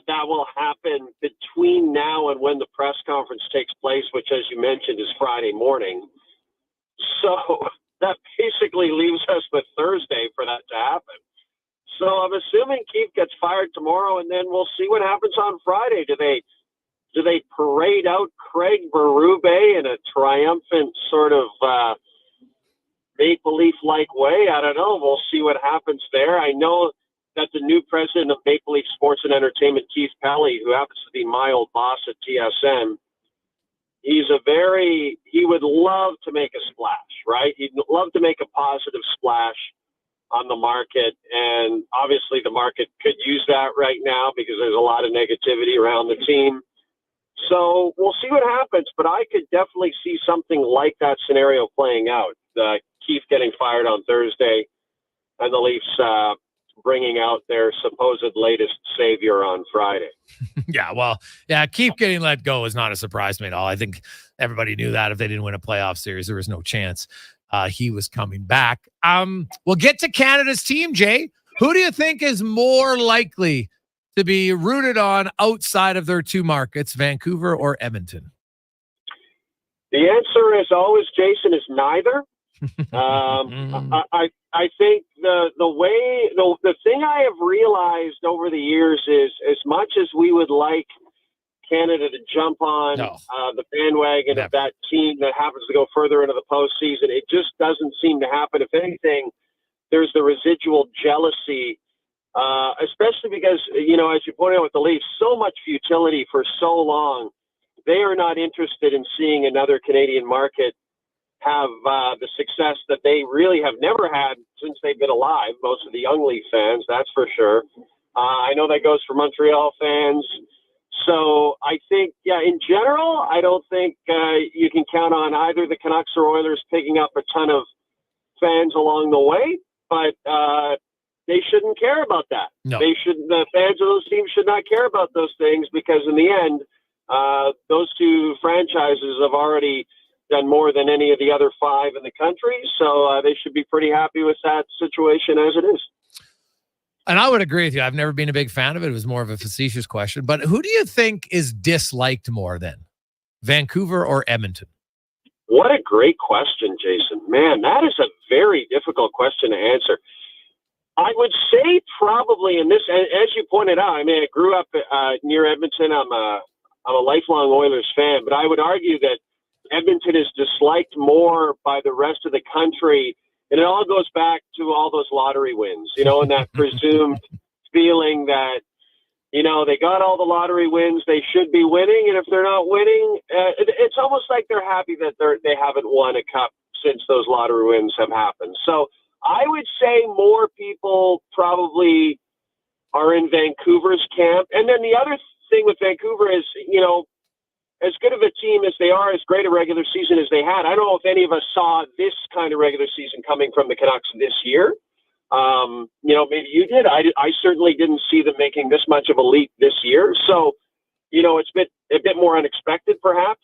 So I think the Canucks will have a little bit more residual goodwill from the rest of the country in that way. Well, that makes sense.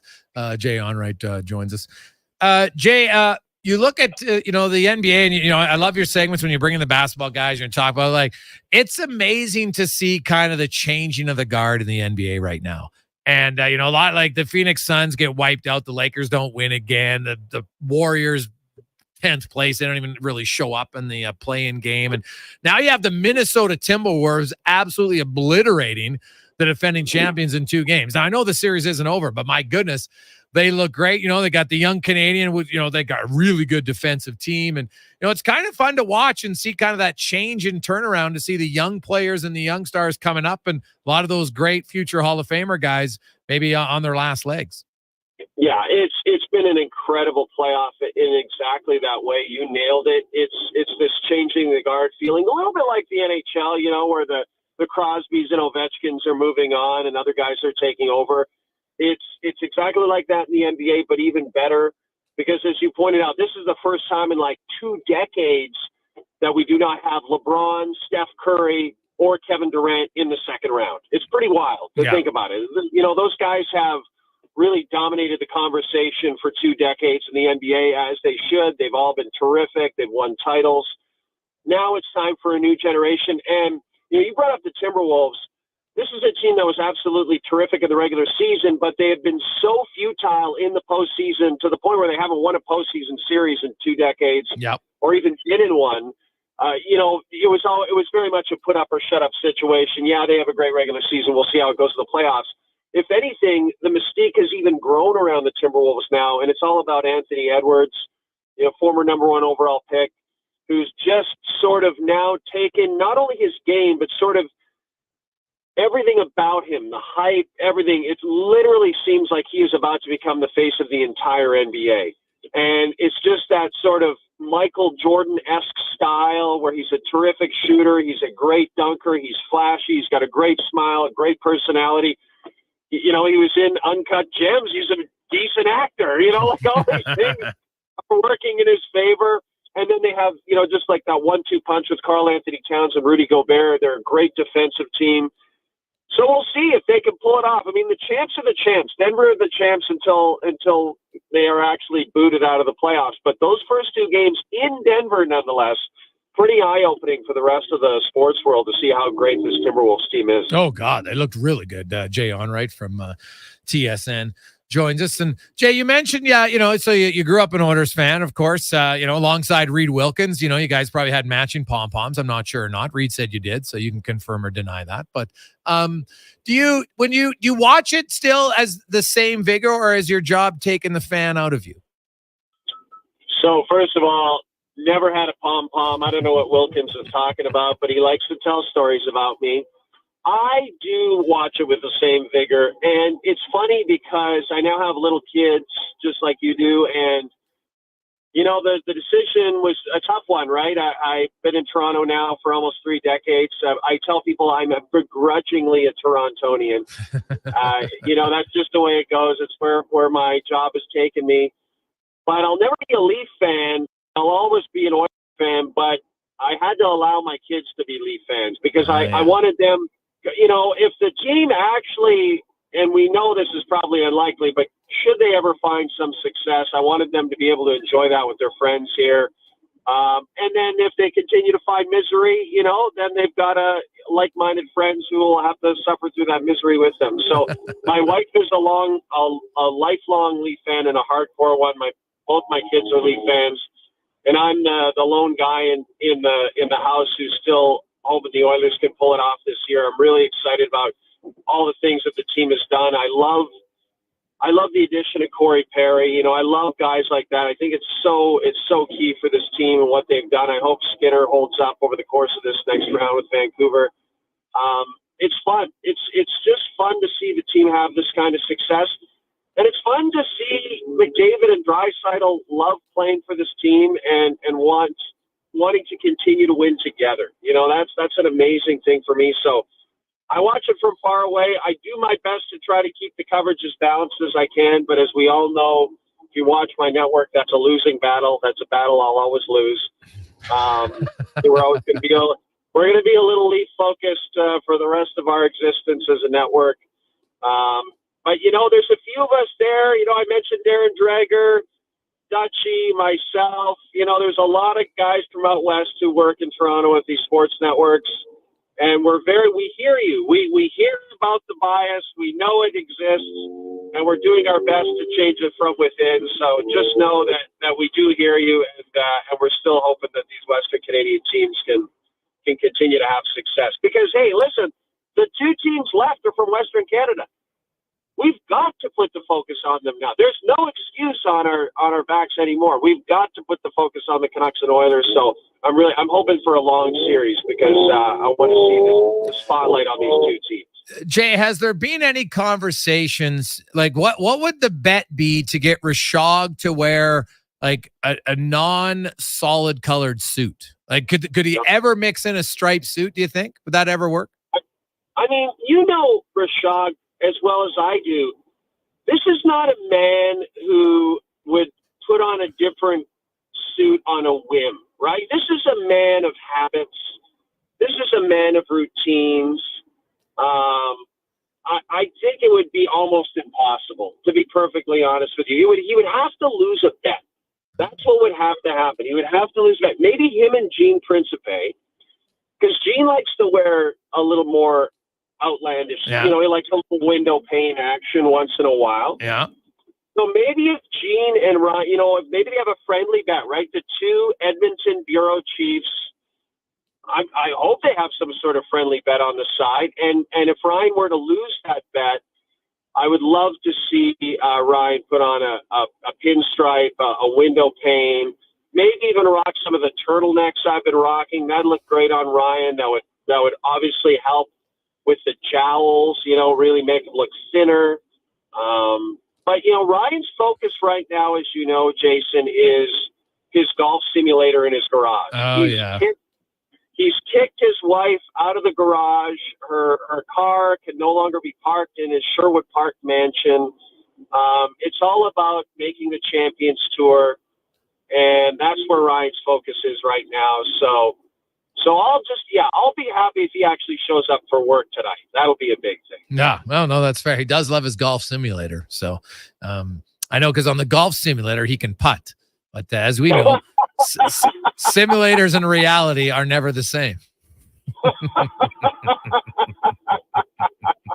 It's fun ripping Shaggy. It's the best. Oh, it is great. Yeah, good friend of the show. So that's awesome. Jay, quickly, who's winning, Vancouver or the Oilers in this series? Well, I like the Oilers to take it, and I think, and as I mentioned before, I do believe it's going to be a long series. I think it's going to go 7 personally. And I think, you know, if there was a healthy Thatcher Demko involved, Jason, I know this seems like an obvious thing to say, I would have a lot harder time, you know, really backing the Oilers in this series because Demko has been otherworldly when he's been healthy. But that's not the case right now. So we'll see. Hopefully Artur's Seelovs is less Artur's Urbe and more, Arthur Dudley Moore from the 1980 movie Arthur. You know, more like that. You got to hope that the Oilers can take advantage of the fact he was great against Nashville. So there's, you know, no question he's a good goalie. He's great at the World Hockey Championships last year for Latvia. But this is the second round. Edmonton's determined. So I like the Oilers in 7. And I hope it's a long, nasty, contentious series. And both cities will continue to hate each other just as they always have. Oh, that makes it more exciting for sure. Jay, always good to catch up with you, man. Enjoy the broadcast. Well, Oiler fans are texting in. They're so pumped that you'll be opening up with Oilers Canucks on your show tonight. So I can actually, that's the one thing I can guarantee we will lead the show with Oilers and Canucks. It's not something I can guarantee too often, but I'm giving the fans that guarantee. All right, there you go. The Onrait guarantee. We'll write that in stone for sure. Jay, thanks for your time, buddy. Have a good one. Thanks, Jason. There you go. That's Jay Onrait from TSN. Hey, trust, he knows the fight. They're well aware of it. I understand that there's more people in Southern Ontario, so I get why they have a tendency to want to lead more with the Maple Leafs. However, I would argue that they're still sports fans. And guess what? Well, they might, just because the Oilers are the opener doesn't mean the fans won't stick around and wait for stuff out there. Look how many Oilers fans wait until they get to the Oilers. The Leafs could do the same thing. I know it's a crazy thought, but I think it would actually happen. We'll come back, wrap things up, get you the lineup report, a few more little statistical tidbits for you to juice your sporting palate as we head into Game 1, Oilers and Canucks on the Jason Gregor Show live in the eWell Studios, ewel.ca for all your electrical needs.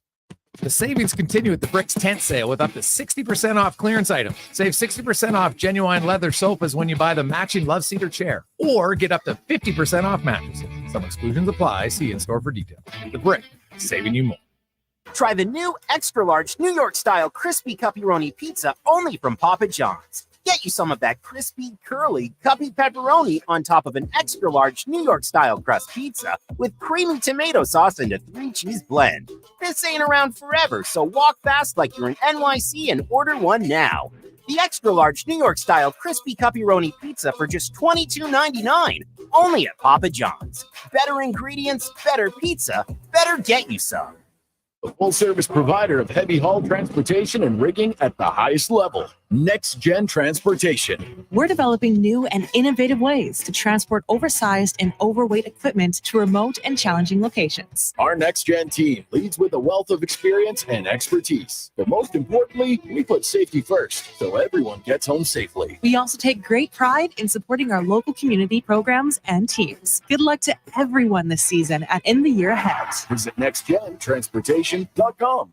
I take possession of my commercial space in 3 months. I need lighting. I need a fire alarm. I need data. I need a generator. I need panels. Sounds like a job for the men and women of Action Electrical.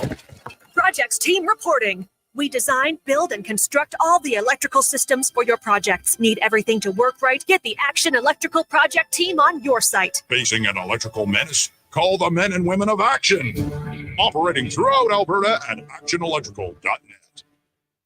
The savings continue at the Bricks 10 sale with up to 60% off clearance items. Score patio sets for just $99 or save up to $1,000 off appliances. Some exclusions apply. See in-store for details. The Bricks, saving you more.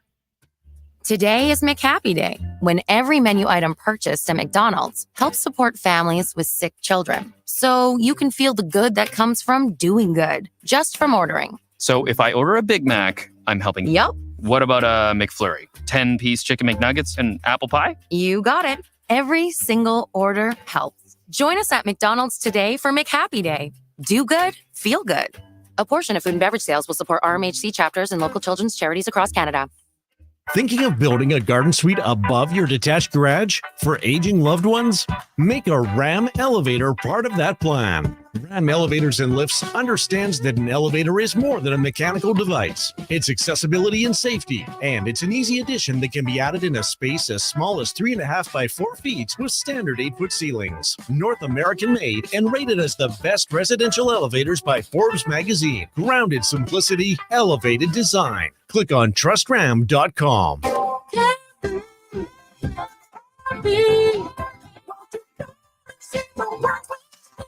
Hey everyone, Brent Fullerton from Carefree RV. Camping season is finally here. With the best selection we've had in years and huge rebates from manufacturers like StarCraft, Dutchman, Forest River, Coachman, and the legendary Winnebago, now is the perfect time to find your next RV. Start making your carefree memories today. Visit us in Edmonton, Leduc, and at carefreerv.ca. Uber Eats is now in your area. We've got it all, from your favorite restaurant dishes to groceries and essentials. And get $0 delivery fee on all your orders. What are you waiting for? Try Uber Eats now. Taxes and fees still apply. See app for details. Mr. 305. Go right.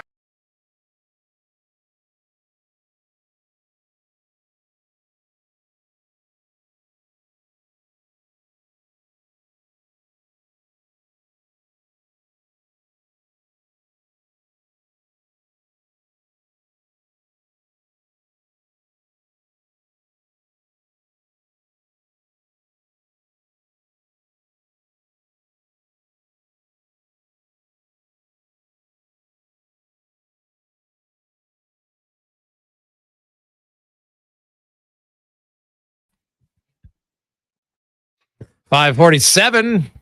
Welcome back. Jason Gregor, Connor Halley with you on Sports 1440, Oilers Nation, YouTube and Facebook, as the Oilers and the Vancouver Canucks are about 2.5 hours away from puck drop.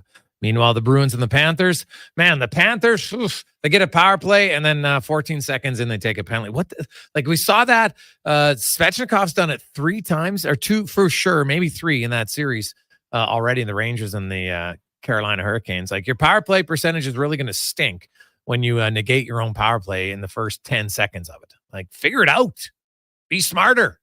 Tripping guys off the face-off to be like, come on. Not wise at all. At all. Got a few texts coming in, 833-401-1440. Hey, boys, I have to disagree about the Oilers being hated more than the Canucks. McDavid and Draisaitl brought a lot of new fans on board from other markets just because of their stardom. Also, the Canucks fans on Twitter, at least, are least equal to Toronto and being obnoxious from B. Well, they might be obnoxious on Twitter, but I'm telling you, lots of fans across the country are just like, Edmonton wins all these lotteries and they never win. So there's a lot of jealousy from winning the McDavid lotteries for sure, and other ones. So we'll see. Now, Let's get to the lineup report brought to you by good friends at Sherwood Motorsports Marine, because guess what? If you need a little fixing up, because think about it. We just got some rain, and you know what happens now? Fun times. So take your trailer if it needs some TLC, a fresh oil change. If you got any of your boats, motorcycles, ATVs, take them to Sherwood Power Sports and Marine, and they will get them all fixed up for the fun season that is right around the corner. That's Sherwood Power Sports and Marine. The Edmonton Oilers, one lineup change. Henrique is out, and Curtis, I always call him Curtis. Connor Brown is in. He'll be on the fourth line. Yaremchuk will start, we think, on the first line with McDavid and Hyman. But don't be shocked if Warren Fogel's up there. Don't be shocked if Dylan Holloway's up there at times. We know that Draisaitl will play a little bit with them out of power plays. But in the first round, McDavid played 80 minutes, 5-on-5. He only played 8.5 with Draisaitl. They did not play very much together in the opening round. Now, they were leading lots in some games, but there was tight games, right? There was trailing in game one. They didn't play a ton.